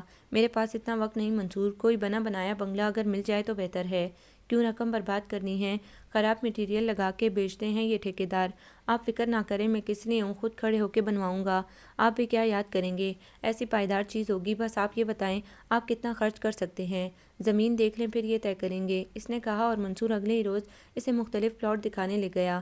کنال ویو پر ایک 2.5 کنال کا پلاٹ اسے پسند آیا۔ اس کا ارادہ تھا کہ 1.5 کنال کے رقبے پر تعمیر کر کے ارد گرد لان اور سوئمنگ پول کی جگہ چھوڑی جائے۔ نقشہ فائنل ہوا، زمین خریدی گئی، ٹھیکیدار سے بھی معاہدہ ہوا۔ تعمیر کا کل تخمینہ لگا کے اس نے سارے اختیارات منصور کو سونپ دیے۔ کل 60 لاکھ فی الحال اسے تھما دیا۔ میرا خیال ہے اتنے میں کام ہو جائے گا۔ آپ کو مکان کب تک چاہیے؟ منصور کے پوچھنے پر سرمد نے کچھ سوچ کے کہا، ابھی کچھ عرصہ مجھے وہیں رہنا ہوگا، اسامہ کا او لیول ہو جائے تو پھر دیکھوں گا۔ زینب کی خیر ہے، وہ ابھی چھوٹی ہے، لیکن اسامہ کی تعلیم متاثر ہوگی اس مرحلے پر تبدیلی سے۔ چلیں پھر تو خاصا وقت ہے، آرام سے ڈیکوریٹ بھی ہوتا رہے گا۔ بس آپ خرچے میں ہاتھ کھلا رکھنا، جتنا گڑ ڈلے گا اتنا ہی میٹھا۔ اور وہ واپس امریکہ چلا گیا تھا، منصور پر مکمل بھروسہ کرتے ہوئے۔ وقتاً فوقتاً اس کے مطالبے پر وہ رقم بھی بھیجتا رہتا۔ ایک مرحلے پر تو اسے محسوس ہوا کہ رقم ٹھیکیدار کے لگائے تخمینے سے بھی زیادہ ہو رہی ہے۔ اس کے استفسار پر منصور نے وضاحت کی، بھائی جان میں نے نقشے میں کچھ تبدیلیاں کی ہیں، ابا جی نے کہا تھا۔ ان کے کہنے کے مطابق میں نے اوپر کے پورشن میں چند اور کمرے ڈلوائے ہیں تاکہ ناظمہ باجی اور فاطمہ رہنے آیا کریں تو ان کے لیے خاص جگہ ہو، اور پھر میرے بچے بھی تو بڑے ہو رہے ہیں، سب کے لیے الگ الگ کمرے چاہیے۔ جواب میں وہ چپ رہا لیکن اس سے خاموش نہ رہا گیا۔ جب بنگلہ تعمیر ہو جانے کے بعد منصور نے اس کی فرمائش پر بنگلے کی تصاویر اور مووی بنوا کے بھیجی۔ باہر سے دیکھنے میں وہ ویسا ہی تھا جیسا اس نے پسند کیا تھا، مگر لان بے حد مختصر تھا اور سوئمنگ پول، ٹینس کورٹ ندارت، جبکہ ایک طرف 2-3 کمرے ڈال کر الگ سے انیکسی نما عمارت تھی۔ اس نے فوراً باز پرس کی۔ منصور کے پاس جواب حاضر تھا، انیکسی نہیں ہے بھائی جان، پچھلی طرف تو سرونٹ کوارٹر ہیں اور یہ جگہ عمرانہ نے اپنے بیوٹی پارلر کے لیے بنوائی ہے۔ اس نے کورس کیے ہیں جسے وہ کام میں لانا چاہتی ہے۔ اس علاقے میں ایسا جدید اور ماڈرن پارلر خوب چلے گا، اور وہ swimming pool, green house, tennis court, ان کی جگہ نہیں نکلی۔ آخر لان بھی تو بنانا تھا، وہی اتنی مشکل سے بنا۔ 1.5 کنال کا رقبہ تھا، آخر کہاں گیا؟ اوہو بھائی جان، دراصل میں پہلے آپ کو بتانا نہیں چاہ رہا تھا کہ کہیں آپ پریشان نہ ہو جائیں۔ دراصل آپ کے جانے کے بعد اس زمین کے کوئی اور دعوے دار آ گئے۔ یہ تنازع والی اراضی تھی، بڑا مسئلہ ہوا، مت پوچھیں کس مشکل سے اس مصیبت کو ٹالا، کتنی رشوتیں دے کر یہ مسئلہ حل کرایا، آخر 1 کنال لے کر ٹلے۔ کیا اور تم نے دے دیا بغیر مجھ سے پوچھے۔ وہ حیرت زدہ تھا، بغیر کسی کاغذی کارروائی کے یہ سب کیسے ہو سکتا تھا؟ اس کا دل منصور کی کسی بات پر ایمان لانے کو تیار نہ تھا، لیکن اس کے سوا کوئی چارہ بھی تو نہیں تھا۔ وہ دل ہی دل میں تل ملاتا ہوا خاموش رہا۔ ابھی سے کچھ دن پہلے ہی سب لوگوں کے کینال ویو والے بنگلے میں شفٹ ہونے کی خبر ملی تھی، اور اس کے بعد دوسری خبر ابر کے انتقال کی آئی۔ اسے امریکہ آئے 1.5 سال ہی ہوا تھا، اتنی جلدی وہ واپس نہیں جا سکتا تھا۔ ویسے بھی اس کا ارادہ جلد از جلد مستقلاً پاکستان سیٹل ہونے کا تھا، اور اس سے پہلے پاکستان کا ایک اور چکر لگا کے وہ شمسی صاحب کو ناراض نہیں کر سکتا تھا۔ فی الحال وہ ان کو اور ان کے کاروبار کو زیادہ سے زیادہ وقت دے کر ان کی خوشنودی حاصل کر رہا تھا۔ کم نے سرسری سا پوچھا بھی، لیکن اس نے ٹال دیا، کوئی فائدہ نہیں، ابا جی کا آخری دیدار تو نصیب نہیں ہو سکتا۔ ان کی حالت ایسی نہیں کہ انہیں چند گھنٹے بھی مزید رکھا جا سکے۔ اب سے کچھ دیر بعد ان کی تدفین ہونے والی ہے، میرا وہاں جانے کا کیا فائدہ؟ وہ مزید کچھ نہ بولی، وہ اور زیادہ مصروف ہو گیا۔ اس نے کم اور شمسی صاحب دونوں پر واضح کر دیا کہ اب وہ پاکستان منتقل ہونے کا ارادہ رکھتا ہے۔ شمسی صاحب نے کوئی تبصرہ نہ کیا، البتہ ان کی شکستگی واضح تھی۔ ان کی عمر اب مزید بوجھ کی متحمل نہیں تھی، جبکہ ان کا کاروبار اب بہت زیادہ پھیل چکا تھا۔ انہوں نے سرمد کو مشورہ دیا کہ پیٹرول پمپ اور تینوں اسٹورز بیچ دیے جائیں، جبکہ ہوٹل وہ کرائے پر دینے کا ارادہ رکھتے تھے۔ یہ ولا انہوں نے اسامہ کے نام کر دیا تھا۔ بزنس کو وائنڈ اپ کرنے کے لیے سرمد پہلے سے بڑھ کر سرگرم ہو گیا۔ وہ نہیں چاہتا تھا کہ جلد بازی میں شمسی صاحب کو کوئی مالی نقصان اٹھانا پڑے، اس لیے اس نے یہ کوشش کی کہ ایک آدھ سال میں اسٹورز کی حالت اتنی عمدہ کر کے کہ وہ اچھی سے اچھی قیمت پر بک سکیں۔ اسی دوران منصور کے فون نے اسے چونکا کے رکھ دیا۔ وہ اسے ابا جی کی وصیت کے بارے میں بتا رہا تھا کہ انہوں نے بنگلہ اپنی چاروں اولادوں کے درمیان شرعی لحاظ سے تقسیم کر دیا ہے۔ سرمد ہکا بکا رہ گیا۔ لیکن یہ بنگلہ تو میرا بھائی جان، آپ نے خود ہی اسے ابا جی کے نام کیا تھا۔ ہاں، وہ بڑے تھے، ان کے ہوتے ہوئے میں باہر اپنے نام کی تختی کیسے لگا سکتا تھا؟ ان کا سالوں پرانا خواب پورا کرنے کے لیے میں نے کاغذات پر بھی ان کا نام لکھوایا، لیکن تم تو جانتے ہو، سب جانتے ہیں کہ اس کی اینٹ اینٹ میں میرا خون پسینہ شامل ہے۔ اب کیا ہو سکتا ہے؟ اگر آپ جھوٹ موٹ یہ سب کہہ رہے تھے تو پھر آپ کو چاہیے تھا کہ کاغذات بھی جھوٹے بنواتے۔ اب تو قانون کی روح سے آپ کے ساتھ ساتھ میں، فاطمہ اور باجی بھی حصے دار ہیں، بلکہ اماں بھی۔ لیکن منصور، میں نے سالوں سے پردیس میں قید تنہائی کاٹی ہے، مشقت کی ہے، یہ پیسے میں نے بڑی مشکل سے کمائے ہیں۔ قانون کو چھوڑ دو، تم اپنی بات کرو۔ کیا تم یہ ناانصافی گوارا کر سکتے ہو؟ ناانصافی کیسی؟ میں نے کوئی دھوکہ دہی کی ہے؟ میں اپنا حق کیوں چھوڑوں؟ باپ نے دیا ہے، جائز حق ہے، چھوڑنے کی تک بھی کوئی نہیں۔ میں ناظمہ سے بات کروں گا، فاطمہ سے کہوں گا، کوئی تو انصاف سے کام لے گا۔ کر لیں بات، ویسے وہ پہلے ہی ایک بات مجھ سے کر چکی ہیں، دونوں ہی آئی تھی بمبئی اپنے شوہر کے یہ کہنے کے لیے کہ وہ تو اپنا گھر بار چھوڑ کے یہاں رہنے نہیں آ سکتی، اس لیے باپ کی جائیداد میں سے انہیں جتنا حصہ ملا ہے وہ انہیں دے دیا جائے، یعنی کہ بنگلے کی مالکیت میں سے جتنے فیصد ان کا حصہ ہے وہ اب ان دونوں کو دینا پڑے گا۔ تو اب تم یہ بنگلہ فروخت کرنے کا پروگرام بنا رہے ہو؟ میرا کیا دماغ خراب ہے بھائی جان؟ لیکن ان دونوں کو ٹالنا بھی ضروری ہے۔ ایسا کیوں نہ کریں کہ جتنا ان کا حصہ بنتا ہے دے دلا کے فارغ کریں، اس طرح یہ بنگلہ صرف آپ کی اور میری ملکیت ہو جائے گا۔ سرمد پہلے ہی انکشافات کی زد میں تھا، منصور کے بے سروپا دعوے اسے اور سیخپا کیے دے رہے تھے۔ کتنے مزے سے وہ پکے پکائے حلوے پر ملکیت جتا رہا تھا، اور اب اس سے مزید رقم نکلوانے کے چکر میں تھا۔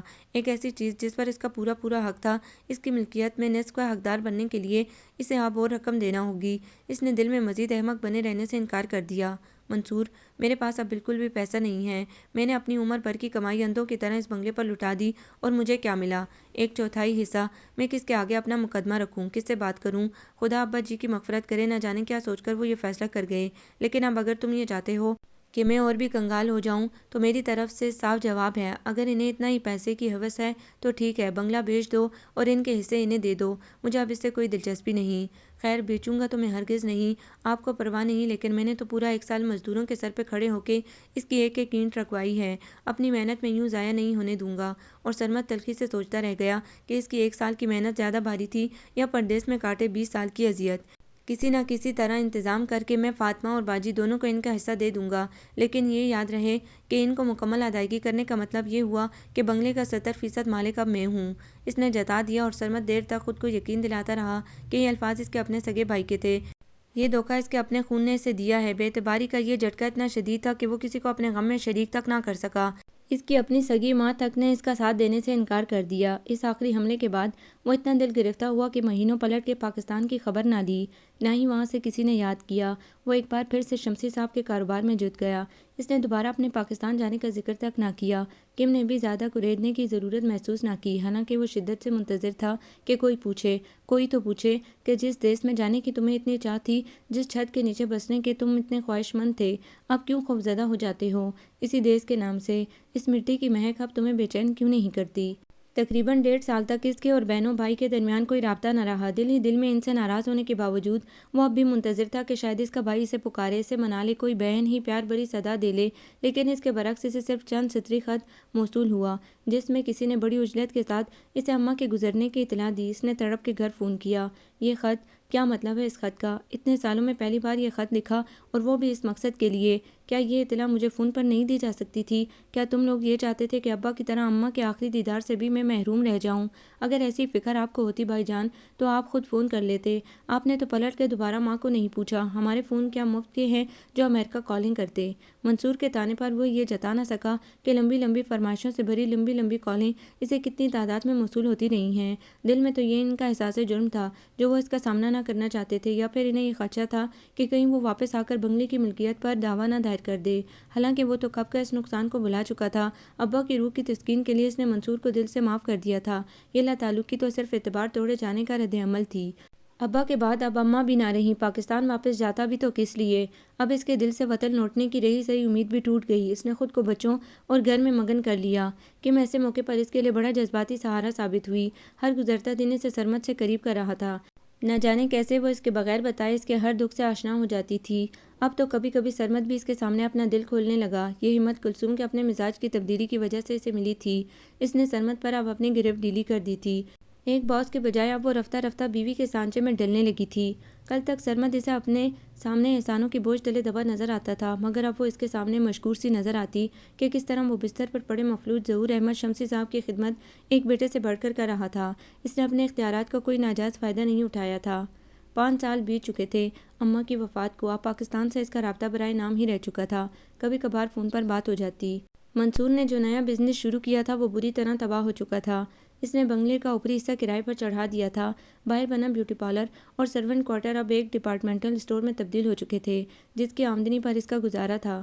یہ سب اطلاعات اسے ملتی رہتی تھی۔ والدین کی وفات کے بعد وہ اتنا کبیدہ خاطر ہو چکا تھا کہ اس نے بہن بھائیوں سے عمر بھر رابطہ نہ کرنے کی قسم کھا رکھی تھی، لیکن چونکہ فطرتاً وہ صاف دل کا تھا، اسی لیے گزرتے سال اس کے دل و دماغ سے یہ گرد صاف کرتے رہے۔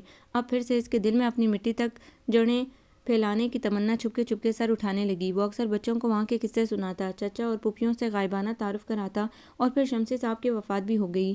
اب اسے امریکہ میں بسے رہنے کی بظاہر کوئی وجہ نظر نہیں آتی تھی۔ کلثوم بغیر جڑوں کے کوئی پودا پھلتا پھولتا نہیں، یا اور کوئی نہیں تو ان کے نانا تو تھے۔ اب یہ دیس ان کے لیے سچ مچ پردیس ہے۔ ان کا بھی حق ہے کہ یہ زندگی کو اپنی تمام تر گرمجوشی کے ساتھ محسوس کریں، اپنے سارے رشتوں سے محبت وصولیں۔ کم اسے گہری نظروں سے دیکھتی رہی۔ میرا خیال ہے کسی بھی حتمی فیصلے پر پہنچنے سے پہلے تم ایک بار بچوں سے پوچھ لو، بلکہ صرف پوچھنے سے کوئی فائدہ نہیں۔ سنی سنائی کہانیوں سے نہ جانے وہ کیا تصور باندھ بیٹھے ہوں اپنے دیس اور اپنے اپنوں کا۔ ان چھٹیوں میں تم انہیں ساتھ لے جاؤ، پھر جو یہ فیصلہ کریں۔ اور تم کلثوم، تم ہمارے ساتھ نہیں چلو گی؟ نہیں، تم اپنوں کے پاس جا رہے ہو اور میرا وہاں کوئی اپنا نہیں۔ اس کی صاف گوئی جوں کی توں تھی۔ کیوں، کیا ہم تمہارے اپنے نہیں؟ میں اسامہ زینب۔ اس نے کلثوم کا تذبذب بھانپ کے کریدا۔ اس نے سر اٹھایا اور مسکرا کے بولی، ہاں تم میرے اپنے ہو، تم بھی، اسامہ بھی اور زینب بھی۔ جب تم وہاں ہوگے تو میں ضرور آؤں گی، لیکن پہلے یہ فیصلہ تو ہو جائے کہ تم وہاں رہو گے یا نہیں۔ اس نے بڑی خوبصورتی سے اپنا فیصلہ مشروط کر دیا اور سرمد بچوں کے ساتھ وطن لوٹنے کی تیاریاں کرنے لگا۔ وہ 8 سال بعد پاکستان لوٹ رہا تھا اور اس بار اس نے گھر والوں کو سرپرائز دینے سے پرہیز کیا۔ اپنے آنے کی پیشگی اطلاع اس نے وہاں بھجوا دی تھی۔ سب کچھ بدل چکا تھا، پاکستان بھی اور پاکستان والے بھی، گھر بھی اور گھر میں رہنے والے بھی۔ بچے بڑے ہو چکے تھے اور بڑے مزید بڑے۔ ناظمہ پہلے سے کئی زیادہ پھیل چکی تھی اور فاطمہ اور بھی زیادہ کمزور۔ ادریس اور نبیل دونوں کے ماتھے کی تیوریاں بھی ویسی کی ویسی تھی۔ منصور اور بوڑھا لگنے لگا تھا، جبکہ اس کی بیوی عمرانہ کے نخرے اور بھی جوان ہو گئے تھے۔ اتنے چاہ اور لاگت سے بنائے گئے بنگلے کی حالت مخدوش تھی۔ در و دیوار روغن سے محروم تھے، فرنیچر، پردے، سب کچھ حال سے بحال۔ اسے رہنے کے لیے مختصر سا کمرہ دیا گیا۔ زینب کو منصور کی بیٹی کے کمرے میں ٹھہرایا گیا، جہاں ناظمہ کی بیٹیاں بھی آج کل رہ رہی تھیں۔ اس بار اس نے تحائف لانے کا تکلف نہ کیا۔ پچھلی بار کا تلخ تجربہ اس کی یادداشت میں محفوظ تھا، البتہ عذر اس نے یہ پیش کیا کہ اسے کسی کے سائز اور پسند کا اندازہ نہیں تھا۔ وہ سب کو ان کی پسند سے یہی شاپنگ کروا دے گا۔ سب کے خراب ہوتے موڈ اسے اپنے بچوں کے سامنے شرمندہ کر گئے۔ اس پر مستزاد ان کے بے لاگ تبصرے۔ اے سرمد، تیری بیوی کیا اب بھی ویسی کی ویسی ہے؟ مرد مار۔ ہائے ہائے، لڑکی بھی اس پر ہی چلی گئی۔ کیا تھا جو تجھ پر چلی جاتی؟ لڑکا بے شک ماں کی شکل کا ہوتا، لڑکوں کا کیا ہے مگر ہائے لڑکی ذات۔ خیر بھائی جان کو کیا فکر، ان کے پاس کیا کم پیسہ ہے، فی زمانہ پیسے کی طاقت بہت ہے۔ یہ زینب تو پھر بہت ٹھیک ہے، اس کی ماں، توبہ توبہ، اس کے باپ نے بھی تو پیسے کے بلبوتے پر ہمارے بھائی کو قابو کر لیا۔ ہاں سرمد، سنا ہے بڈھا مر گیا، کچھ تجھے بھی دے کر گیا ہے، یا سب اپنی حسن پری بیٹی کے نام کر گیا؟ وہ پانی پانی ہوتا رہا۔ اسامہ اور زینب حقیقت سے بے خبر تھے یا پھر انہیں اس بات کی پرواہ نہیں تھی۔ یقیناً دونوں کو اپنی ماں اور نانا کے بارے میں تبصرے ناگوار محسوس ہو رہے ہوں گے، لیکن انہوں نے اپنی ناگواری کو چہرے سے ظاہر نہیں ہونے دیا۔ سرمد بمشکل اس موضوع کو تبدیل کر پایا۔ اس بار اپنے قیام کے دوران اس کا ارادہ قریبی عزیزوں سے ملنے کا بھی تھا۔ حسن اتفاق، چچا کے پوتے کی شادی کی تقریب اس کے آنے کے 6 روز بعد ہی آ گئی۔ وہ بچوں کو پاکستانی شادی دکھانے کے لیے بہت پرجوش تھا۔ بہت سے شناسا چہروں کو عرصے بعد دیکھ کر اسے دلی مسرت ہوئی، لیکن یہ محسوس کر کے وہ بجھ سا گیا کہ ان میں سے اکثریت اسے دیکھ کے خوش ہونے کے بجائے چمگوئیوں میں مصروف تھی۔ اس نے ان چمگوئیوں پر غور کرنے کے بجائے تقریب میں دھیان لگانے کی کوشش کی، مگر کہیں کہیں سے اڑتی اڑتی کوئی جلی کٹی بات اس تک پہنچ ہی جاتی۔ اسامہ لاؤبالی سی فطرت کا لڑکا تھا۔ اس کا تقریباً سارا دن ہی منصور اور ناظمہ کے بیٹوں کے ساتھ لاہور گھومنے میں گزر جاتا تھا۔ اس کے تاثرات جانچنے سے وہ قاصر تھا، لیکن زینب حساس لڑکی تھی۔ وہ رویوں کی خوبصورتی اور بدصورتی دونوں کو بڑی شدت سے محسوس کرتی تھی۔ اس کی گمسم کیفیت سے وہ سمجھ گیا کہ وہ خود کو یہاں ایڈجسٹ نہیں کر پا رہی۔ اس نے بیٹی سے بات کرنے کی ٹھانی اور اس کی اداسی کی وجہ دریافت کی۔ پاپا، پتہ نہیں کیوں مجھے کچھ اچھا نہیں لگ رہا، پلیز آپ مائنڈ مت کیجیے گا۔ مجھے چاچو پھوپھو کسی سے شکایت نہیں، لیکن وہ مجھے پسند نہیں کرتے، نہ مجھے نہ ماما کو، بلکہ پاپا آپ کو بھی نہیں۔ ایسے میں ان کے ساتھ رہنے میں ایزی کیسے فیل کر سکتی ہوں؟ تم غلط سمجھ رہی ہو بیٹی، وہ نہ تو تمہیں ناپسند کرتے ہیں، نہ تمہاری ماما اور نہ پاپا کو۔ وہ میری بہنیں ہیں، میں ان کی نیچر سے واقف ہوں۔ انہیں محبت کا اظہار کرنا نہیں آتا اور ناراضی کو چھپانا نہیں آتا۔ وہ مجھ سے بے حد محبت کرتی ہیں، لیکن چونکہ مجھ سے انہیں کئی شکایتیں بھی ہیں، اسی لیے فطری طور پر ان شکایتوں اور ناراضی کی زد میں تم بھی آ جاتی ہو۔ اور رہی تمہاری ماں، تو ان کے خیال میں مجھے اپنے خاندان سے دور کرنے میں سب سے بڑا ہاتھ اس کا ہے۔ کبھی خود کو ان کی جگہ پر رکھ کے دیکھو۔ نو پاپا، نیور، میں کبھی خود کو ان کی جگہ پر نہیں رکھ سکتی، وہ قطعیت سے بولی۔ بہت سے لوگ کیریئر کی خاطر فیملی سے اور ملک سے دور ہو جاتے ہیں، بہت سے لوگ اپنے پیرنٹس کی مرضی کے خلاف شادی کر لیتے ہیں، لیکن کوئی اس طرح اوور ری ایکٹ نہیں کرتا۔ تم نہیں سمجھو گی، یہ پاکستان ہے، یہ لوگ محبتوں اور رشتوں کے بارے میں اتنے وسیع نظر نہیں ہوتے، بلکہ یہ مغرب میں جو خاندان اور اولاد کے حوالے سے تصور ہے، اسے کھلے ذہن کا کہنا میرے نزدیک غلط ہے۔ یہ صرف خود غرضی اور… اس نے اچانک بات کاٹ دی۔ سوری پاپا، میں آپ سے ایگری نہیں کرتی۔ یہ ٹھیک ہے کہ یورپ اور امریکہ میں فیملی سسٹم تباہ ہو چکا ہے، لیکن اس کا مطلب یہ نہیں کہ وہاں محبت اور خلوص کا بالکل ہی جنازہ نکل چکا ہو۔ اسی طرح ضروری نہیں کہ مشرقی ممالک نے اخلاق اور محبت پر اتھارٹی حاصل کر رکھی ہو۔ کیا یہاں خود غرضی، ریاکاری، بد دیانتی اور دھوکہ دہی نہیں ہوتی؟ وہ لاجواب ہو گیا۔ وہ بولتی رہی۔ آپ دور گئے تھے، ان سے الگ نہیں ہوئے تھے، آپ نے وہاں رہ کے بھی اپنی ساری فیملی کی کیئر کی، انہیں ہر طرح سے سپورٹ کیا۔ ماما نے ہمیں سب بتایا ہے، وہ اکثر اسامہ اور مجھے یہ بتاتی ہیں کہ کس طرح آپ نے اپنی میرڈ لائف، بزنس اور فیملی کو بیلنس رکھا اور کیسے بغیر کسی صلے کے سارے فرائض ادا کیے۔ وہ ہمیشہ ہمیں آپ کو آئیڈیلائز کرنے کا کہتی رہیں، لیکن اب مجھے لگتا ہے کہ کسی انسان کو اتنا اچھا بھی نہیں ہونا چاہیے۔ اس کی زبان سے اتنی بڑی اور سنجیدہ باتیں سن کر وہ حیران رہ گیا۔ باپ کی خاموشی محسوس کر کے زینب نادم ہو گئی۔ سوری پاپا، میں نے آپ کو ہرٹ کیا، لیکن کئی دنوں سے میں مسلسل ہرٹ ہو رہی ہوں اور میں اپنا یہ دکھ شیئر کرنا چاہتی تھی۔ کس سے کرتی؟ تو تم مجھے الزام دے رہی ہو؟ وہ تھکا تھکا سا بولا۔ نو پاپا، میں جانتی ہوں آپ میری باتوں سے ناراض بھی ہو رہے ہوں گے، شاید آپ کو غصہ بھی آ رہا ہو سکتا ہے ابھی آپ مجھے ڈانٹنے بھی لگ جائیں، لیکن پاپا مجھے یہ ڈر نہیں کہ آپ مجھ سے ہمیشہ ہمیشہ کے لیے خفا ہو جائیں گے۔ پھر آپ اپنے بہن بھائیوں کی کئی ایک باتیں بری لگنے کے باوجود اپنی ناپسندیدگی کا اظہار کیوں نہیں کرتے؟ اس کی مدلل گفتگو سن کر سرمد مسکرانے لگا۔ تم تو واقعی سمجھدار ہو گئی ہو زینب، اور وقت سے بہت پہلے ہی۔ ابھی تمہاری عمر ہی کیا ہے اور تم انسانی رویے اور رشتوں کی اتنی عمدہ پرکھ کیسے کر لیتی ہو؟ زینب کچھ نہ بولی، اٹھ کے سرمد کے گلے لگ گئی۔ او پاپا، میں آپ کا کیا کروں؟ ماما ٹھیک کہتی تھی، مجھے صرف اپنا ہی نہیں آپ کا خیال بھی رکھنا ہے، کیونکہ آپ ساری دنیا کے بارے میں سوچ سکتے ہیں، صرف ایک اپنے بارے میں نہیں۔ اس کی پلکیں بھیگ رہی تھیں۔ یہ کلثوم میرے اندر تک کیسے اتر آئی؟ وہ زینب کا سر سہلاتے ہوئے سوچنے لگا۔ ہاں، میں اپنے بارے میں نہیں سوچتا، لیکن اس لیے کہ میرے بارے میں سوچنے کے لیے اور بہت سے لوگ ہیں، اسامہ، زینب اور کلثوم۔ اس نے پورے وثوق سے سوچا۔ ناظمہ ہر دوسرے دن یہیں آئی ہوتی، جبکہ فاطمہ کے کہنے پر نبیل اسے لاہور ہی چھوڑ گیا تھا تاکہ وہ یہ 2 ہفتے بھائی کے ساتھ گزار لے۔ وہ واحد ہستی تھی جس کے ساتھ زینب کا کچھ وقت اچھا گزر جاتا تھا۔ ناظمہ کی اب عمرانہ کے ساتھ گاڑی چلنے لگی تھی، بلکہ سرمد دیکھ رہا تھا کہ وہ بعض اوقات باوجھ کی تند و تیز باتیں بھی خوش دلی سے برداشت کر جاتی ہے۔ حالانکہ یہ وہی ناظمہ تھی جو کبھی عمرانہ کے ماتھے پر بل دیکھ کے بھی طوفان کھڑے کر دیا کرتی تھی۔ اسے اپنی بہن کے مزاج کی یہ خوش آئند تبدیلی دیکھ کے خوشی ہوئی، لیکن جلد ہی اس کی اس خوش مزاجی اور تحمل کا راز بھی کھل گیا۔ وہ اپنی بڑی بیٹی کے لیے منصور سے آس لگائے بیٹھی تھی، جبکہ وہ دونوں میاں بیوی پروں پر پانی نہ پڑنے دے رہے تھے۔ ناظمہ نے سرمد سے سفارش کروائی، بھائی جان، ناظمہ کو چاہیے تھا کھل کے مجھ سے بات کرتی، آمنے سامنے بات ہو تو زیادہ اچھا ہے۔ منصور کے کہنے پر عمرانہ چمک کے بولی، آمنے کیا اور سامنے کیا، صاف بات ہے کہ میرا طلحہ ناظمہ کی دونوں بڑی لڑکیوں سے چھوٹا ہے۔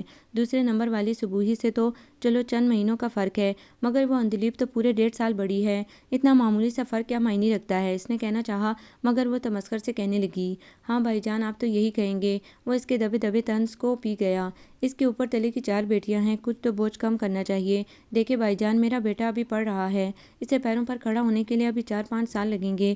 باجی اتنے سال اندلیب اور سبوئی کو بٹھائے تو نہیں رکھیں گی۔ ان سے کہہ دیجئے کہ وقت آنے دیجئے، میں انشاءاللہ ہما یا سدرہ میں سے کسی ایک کو طلحہ کے لیے مانگ لوں گا، وہ تسلی رکھیں۔ عمرانہ نے بلبلا کے کچھ کہنا چاہا، مگر منصور اسے کڑی نظروں سے دیکھ کے رہ گیا۔ بس کرو عمرانہ، یہ وقت نہیں رہا اب ایسی باتوں کا۔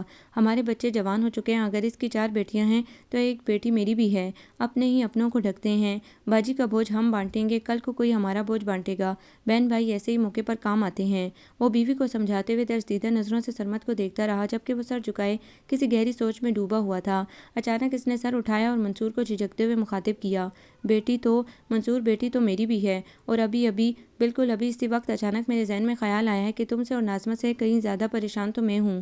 تم لوگ بڑے بڑے کنبوں میں رہ رہے ہو اپنے دیس میں، آپ لوگ تو جانتے ہیں وہاں کا ماحول۔ وہ تو شکر ہے اللہ کا کہ کلثوم کی تربیت نے ایسی نوبت نہیں آنے دی۔ میری بیٹی اور بیٹا دونوں ہی اللہ کے فضل سے بہت اچھی سوچ اور کردار کے مالک ہیں۔ منصور، کیا تم اپنے دوسرے بیٹے طیب کے لیے میری زینب؟ منصور تو ابھی چہرے پر تذبذب کے آثار لیے بھائی کا مدعا سن ہی رہا تھا، لیکن عمرانہ نے بات پوری ہونے کا انتظار تک نہ کیا اور بیچ میں بول پڑی، میرے اور منصور کے درمیان شروع سے ہی یہ طے ہو چکا ہے بھائی جان کہ ایک بیٹے کا رشتہ ددیال میں اور دوسرے کا ننیال میں ہوگا۔ اب بیٹھے بٹھائے انہوں نے بغیر مجھ سے مشورہ کیا آپ سے باجی کی بیٹی کے لیے حامی بھر لی، تو ظاہر ہے کہ اب طیب پر میرا حق ہے۔ میری بھی 3 بہنیں ہیں اور تینوں بہنوں کی بیٹیاں ہیں، کیا مجھے ان کا بوجھ نہیں بانٹنا چاہیے؟ کیا میں اپنی بہنوں کے کام نہیں آ سکتی؟ وہ ہاتھ نچا نچا کے بولتی، کبھی منصور اور کبھی سرمد کو دیکھتی رہی۔ سرمد نے فوراً اعتراض کرنا چاہا، لیکن آپ کی بہنیں، اچانک وہ رک گیا۔ بہت سال بیت چکے تھے، پھر کبھی ایسا ذکر بھی نہیں ہوا تھا، لیکن ایسی بات نہیں تھی کہ وہ یہ بھول چکا تھا کہ عمرانہ ایک کرسچن فیملی سے تعلق رکھتی ہے۔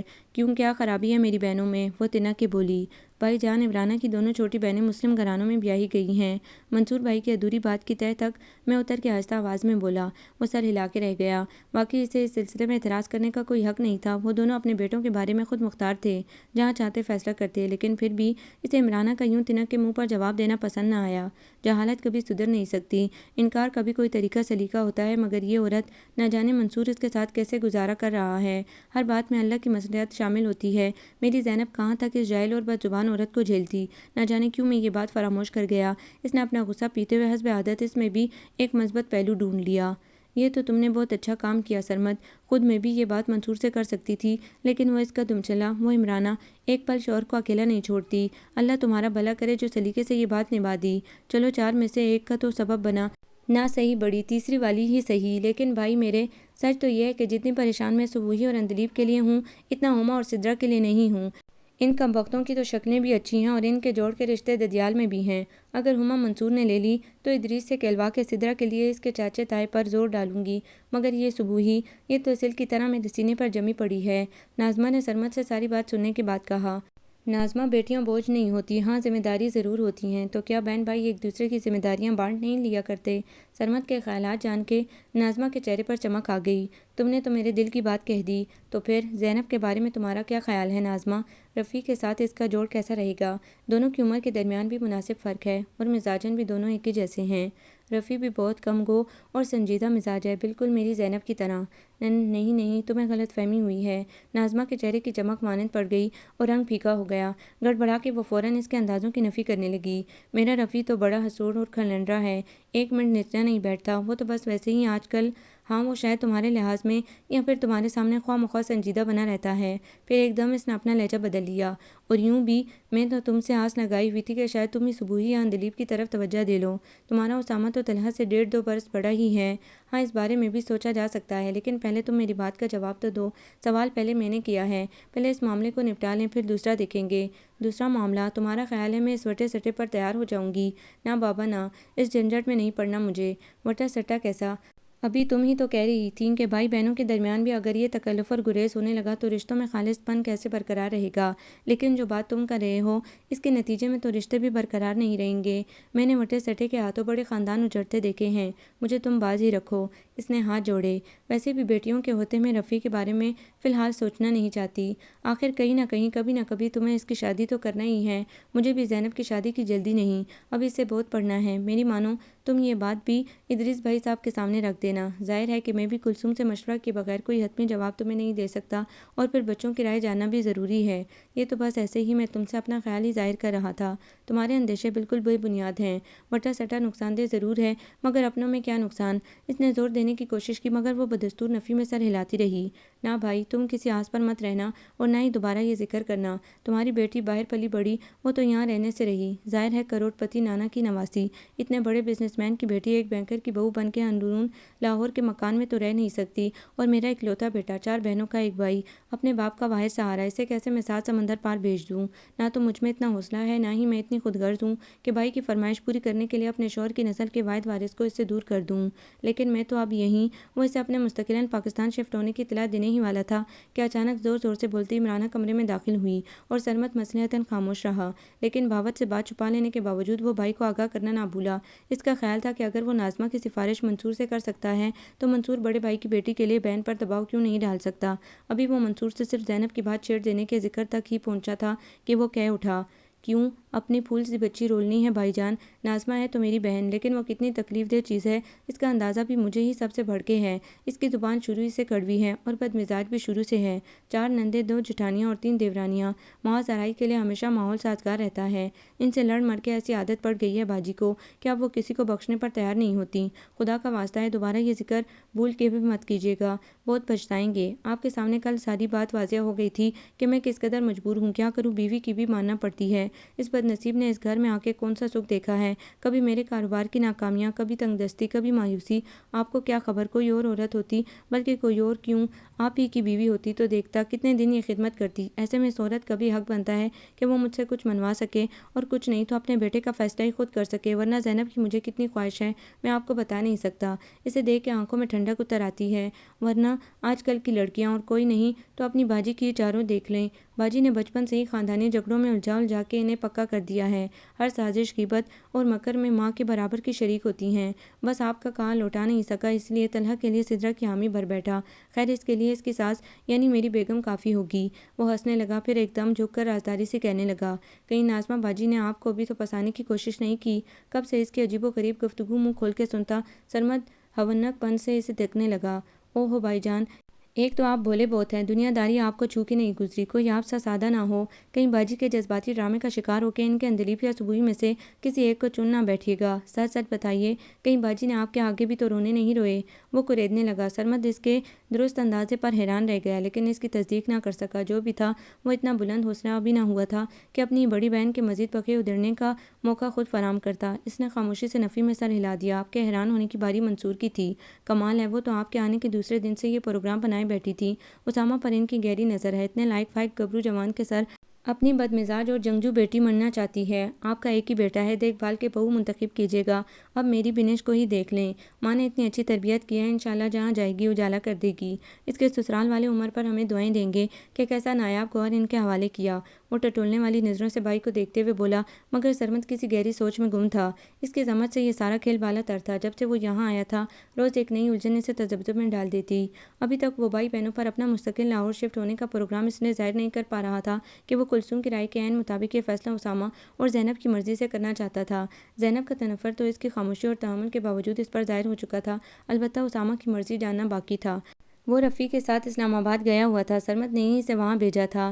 اپنے برے وقتوں کے ساتھی سعید کے پاس، وہ سعید جو اس کے امریکہ آنے کے بعد اس کا سہارا بنا تھا، جس نے اس کو پہلی ملازمت دلوائی تھی۔ سرمد نے کبھی اپنے محسنوں کو فراموش نہیں کیا تھا۔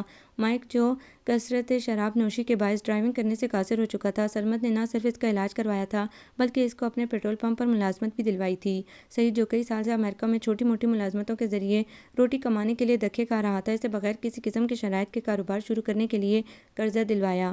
جلد ہی وہ اپنے پیروں پر کھڑا ہو گیا۔ معمولی پیمانے پر شروع کیا گیا اس کا کاروبار خوب پھلا پھولا۔ چونکہ اس کے بیوی بچے پاکستان میں ہی تھے، اس لیے 5 سال پہلے وہ اپنا سارا بزنس وائنڈ اپ کر کے واپس چلا گیا تھا اور آج کل اسلام آباد سیٹل تھا۔ سرمد نے آنے سے پہلے اس کو بھی اطلاع کر دی تھی اور جب سے وہ آیا تھا مسلسل سعید کے بلاوے آ رہے تھے۔ سرمد نے فی الحال اسامہ کو وہاں بھیج دیا تھا تاکہ پہلے وہ اچھی طرح سعید کے بزنس کا جائزہ لے لے، کیونکہ سعید نے اسے اپنے بزنس میں شریک ہونے کی دعوت دی تھی، بلکہ اس نے تو اس کے سامنے اور بھی کئی پروپوزل رکھے تھے جن کے بارے میں اس نے فی الحال غور کرنے کی زحمت نہ کی تھی، لیکن اب وہ سنجیدگی سے اس کے بارے میں سوچ رہا تھا۔ گھر میں ہونے والی عجیب سازشی اور دوگلی سرگرمیاں اسے اپنے فیصلے پر جلد از جلد عمل کرنے پر مجبور کر رہی تھیں، اور اس رات جب اچانک زینب آنسو بہاتی اس کے کمرے میں داخل ہوئی اور وہ اس کی شکایتوں پر تڑپ کے بہن سے گلہ کرنے گیا تو وہاں ہونے والی گفتگو سن کے اس نے یکلخت اس فیصلے پر عمل کر لیا۔ حالانکہ جس وقت زینب نے اسے اندلیب اور صبوحی کے تبصرے بتائے تو وہ سن کر بھی یقین کرنے کو تیار نہ تھا۔ پاپا بس بہت ہو گیا، آخر ہر چیز کی کوئی حد ہوتی ہے، خصوصاً جس دن یہ اندلیب وغیرہ آتی ہیں، تب تو مجھے اتنا کچھ سننا اور سہنا پڑتا ہے کہ میں آپ کو بتا نہیں سکتی۔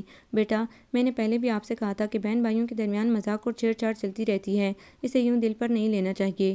اس نے روتی ہوئی زینب کو تسلی دینے کی کوشش کرتے ہوئے اسے گلے سے لگایا، حالانکہ وہ خود حیران ہو رہا تھا کہ آخر ایسی کیا بات ہو گئی جو زینب جیسی متحمل مزاج لڑکی یوں تڑپ کے رو رہی ہے۔ پاپا، یہ مذاق ہے، جس دن سے میں یہاں آئی ہوں میری ہر بات ان کے لیے تماشا ہے، ڈرامہ ہے، ڈکوسلا ہے۔ میرا شلوار قمیض پہننا ان کے نزدیک ڈرامے بازی ہے، میرا سر پہ دوپٹہ اوڑھنا انہیں ناٹک لگتا ہے۔ کبھی مجھ سے یہ پوچھا جاتا ہے کہ کیا میں اپنے ماما اور پاپا کے سامنے ڈرنک کر لیتی ہوں یا چپ کے اپنا شوق پورا کرتی ہوں؟ وٹ؟ وہ اچھلا۔ یس پاپا، اور یہ تو وہ باتیں ہیں جنہیں میں کب سے نظر انداز کرتی آ رہی ہوں، لیکن کل سے پرسوں پہلے تو بنش مجھ سے بڑا دوستانہ قائم کرتے ہوئے مجھ سے یہ اگلوانے کی کوشش کر رہی تھی کہ میرے کتنے بوائے فرینڈز ہیں۔ اس کے سر جھکا کے کہنے پر سرمد بھی نظریں جھکا کے رہ گیا۔ مجھے اس کا بار بار کریدنا برا لگا، پھر بھی میں نے تحمل اور شائستگی سے اسے ٹال دیا، لیکن مجھے نہیں پتا تھا کہ وہ اتنی جھوٹی ہے۔ اس نے اپنی طرف سے پتہ نہیں کیا چٹپٹے قصے پھپھو کی بیٹیوں کو سنائے کہ کل سے جب سے وہ آئی ہوئی ہیں انہوں نے میرا جینا حرام کر دیا۔ اندلیب بنش کو مشورہ دے رہی تھی کہ جب تک میں یہاں ہوں وہ اپنی ممی کے کمرے میں رہا کرے، ورنہ میری کمپنی اسے بھی خراب کر دے گی، اور صبح ہی اپنے بھائی کے بارے میں خدشات ظاہر کر رہی تھی کہ میں اسے پھانسنے کے چکر میں ہوں، اور پاپا یہ سب باتیں وہ میرے سامنے کرتی ہیں میرے ساتھ بیٹھ کے، اور ان کی اتنی ہمت کیسے بڑھی آپ جانتے ہیں، صرف آپ کی وجہ سے۔ لیکن پاپا، میں آپ کی بیٹی ضرور ہوں لیکن آپ کی کمزوریوں کی حصے دار نہیں بنوں گی۔ میں ان سے خود نمٹ سکتی ہوں، لیکن میں آپ کے پاس آئی ہوں صرف یہ جاننے کے لیے کیا آپ خود پر ہونے والی ہر زیادتی سہ جاتے ہیں، بڑی سے بڑی بات پی جاتے ہیں، کیا آپ میرے ساتھ بھی یہی سب ہونے دیں گے؟ آنکھوں میں آنسو بھرے اس نے ایسا سوال کیا کہ سرمد تڑپ کے کھڑا ہو گیا۔ لمبے لمبے ڈگ بھرتا وہ منصور کے کمرے کی طرف بڑھا۔ وہ جانتا تھا جب ناظمہ وہاں رہنے آئے تو رات دیر تک سب کی محفل اسی کمرے میں لگا کرتی۔ ڈرائنگ ڈائننگ سے گزرتا ہوا جب وہ بڑے سے لاؤنج میں پہنچا جو اس وقت اندھیرے میں ڈوبا ہوا تھا تو منصور کے کمرے کے ہاتھ کھلے دروازے سے آتی گفتگو میں اپنے نام کی تکرار سن کر وہیں تھم گیا، اور ناظمہ کے الفاظ سن کر تو دنگ رہ گیا۔ آئے ہائے، کیا میرے رفیق کے لیے وہی جمعدارنی رہ گئی ہے؟ سرمد کو تو ذرا حیا نہ آئی، کیسے منہ پھاڑ کے اپنی کم صورت بیٹی میرے سامنے رکھ دی۔ میں تو سچ پوچھوں گھبرا ہی اٹھی، کیسے انکار کرتی، دل تو چاہ رہا تھا کس کے ایک تمانچہ رسید کروں اس ذلیل کے منہ پر، اور سرمد کو لگا جیسے اس کے چہرے پر تمانچوں کی بوچھاڑ ہو گئی ہو۔ سنسناتے رخساروں کے ساتھ وہ دیوار کا سہارا لے کر کھڑا ہو گیا۔ خود تو بے غیرت ساری عمر سسر کے گھر کا کتا بنا رہا، اب اپنی بیٹی کو ٹھکانے لگانے کے لیے بھی وہی حربہ آزما رہا ہے جو اس کی بیوی کے لیے اس کے باپ نے سوچا تھا۔ اس کا خیال ہوگا میرے بیٹے کو 7 سمندر پار لے جائے گا اور اپنی دولت کی رکھوالی کے لیے اسے بھی کتا بنا کے رکھ دے گا، جیسے میری ماں مرتے دم تک بیٹے کی صورت کو ترستی رہی، میں بھی بغیر اسے دیکھے مر جاؤں۔ میں لعنت بھیجتی ہوں ایسی دولت پر۔ لیکن باجی، آپ بھائی جان سے بات تو کرتی، فاطمہ نے کہا۔ ہو سکتا ہے ان کا ارادہ ایسا نہ ہو، میرا مطلب ہے وہ رفیق کو گھر داماد بنانے کے بجائے یہیں سیٹل کر دیتے۔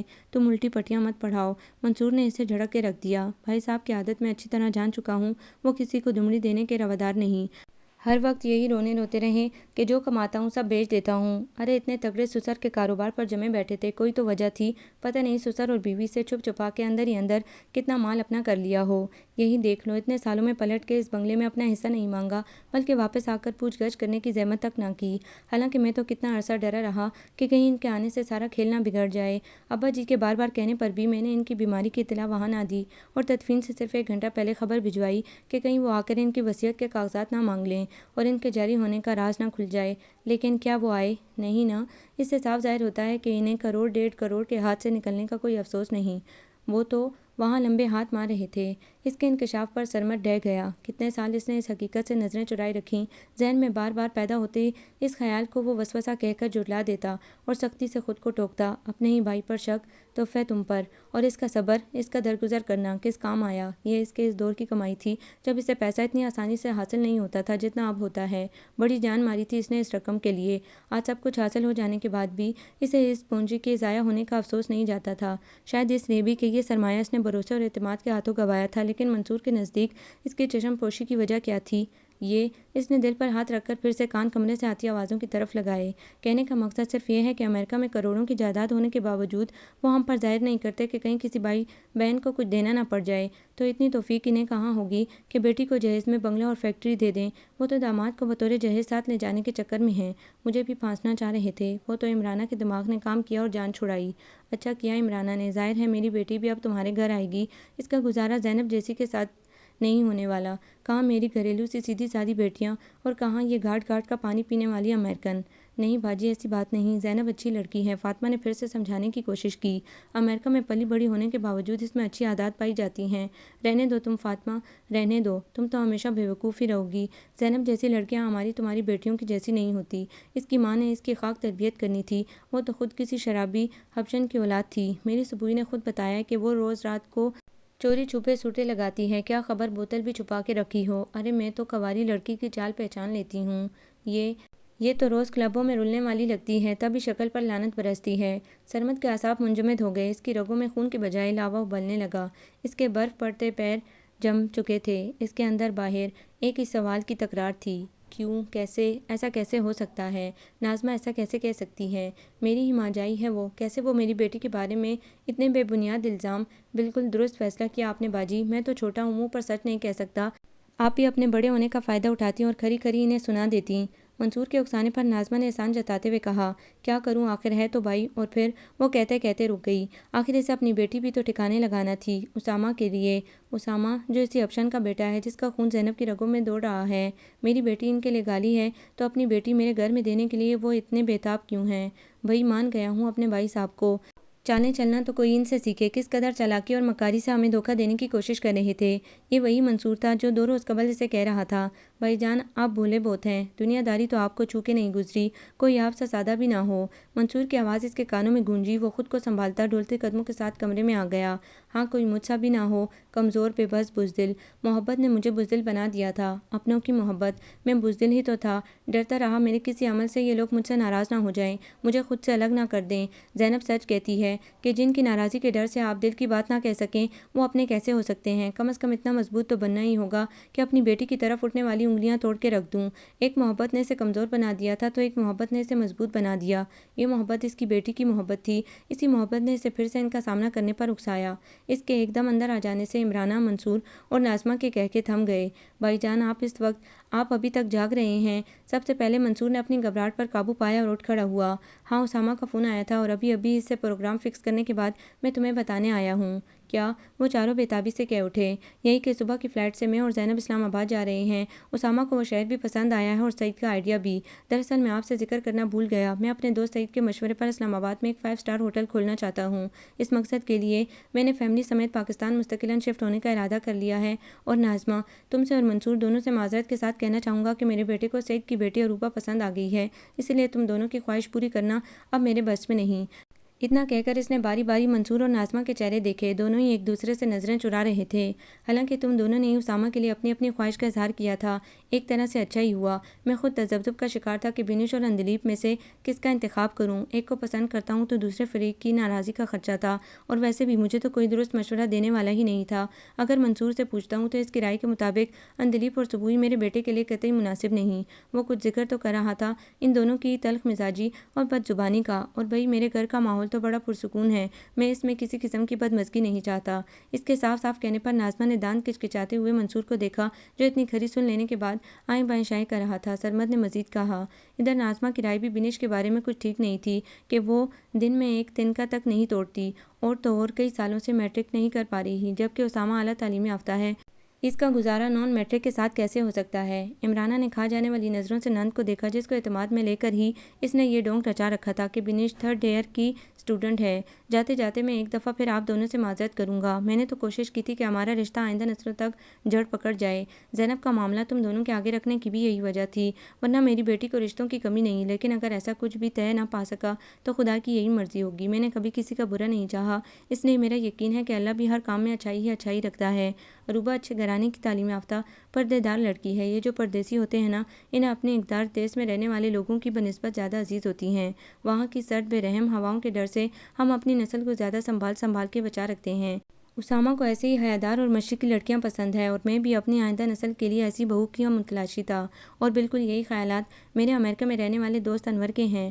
وہ بھی اپنے آنے والی نسلوں کی بہتر تربیت کے لیے ایک ایسی بہو کا خواہش مند ہے جو حسن صورت کے بجائے حسن سیرت سے مالا مال ہو، جو اپنی ستھری سوچ اور پاک کردار کے بلبوتے پر مغرب کی بے باک فضا میں بھی ایک آئیڈیل گھرانہ تشکیل دے سکے۔ اسی لیے اس نے زینب کا ہاتھ مانگا تھا۔ اس کا بیٹا حافظ قرآن ہے اور کینیڈا کی پاکستان ایمبیسی میں اعلیٰ پوسٹ پر سفارتکار بھی ہے، لیکن میں نے اسے ٹال دیا۔ میری خواہش تھی کہ اگر میں پاکستان شفٹ ہو رہا ہوں تو بہتر ہے کہ زینب بھی میرے پاس رہے، لیکن مجھے یہ جان کے بڑا دکھ ہوا کہ یہاں سب دل لبانے والی صورتوں کے طلبگار ہیں۔ شاید آپ کے علم میں نہ ہو کہ زینب نے قرآن مجید بمعنی تفسیر کے پڑھ رکھا ہے، اور وہ باقاعدگی سے اسلامک سینٹر میں تبلیغی درس کے لیے جاتی ہے۔ اس لیے میں نے بہت سوچ سمجھ کر یہ فیصلہ کیا ہے کہ اسے اسی گھر میں بھیجوں جہاں اس کی ضرورت ہو، قدر ہو۔ اپنے مذہبی رجحان کی بدولت وہ بھی کسی دیندار شوہر کی آرزو مند ہے۔ یہ تو خدا کا ہی بنایا ہوا قانون ہے کہ دیندار کو دیندار، حیادار کو حیادار اور پاک باز کو پاک باز ساتھی ہی نصیب ہوتا ہے۔ اس نے ایک ایک لفظ پر زور دیتے ہوئے ناظمہ، منصور اور عمرانہ کے دھواں دھواں ہوتے چہرے دیکھے۔ فاطمہ کے چہرے پر دبی دبی مسکراہٹ تھی۔ اس نے سکوت کو توڑنے میں پہل کی۔ بہت بہت مبارک ہو آپ کو بھائی جان۔ اس کے لہجے میں حقیقی مسرت کی جھنکار تھی۔ واقعی آپ کا ایمان درست ہے کہ اللہ کے ہر کام میں کوئی نہ کوئی مصلحت چھپی ہوتی ہے۔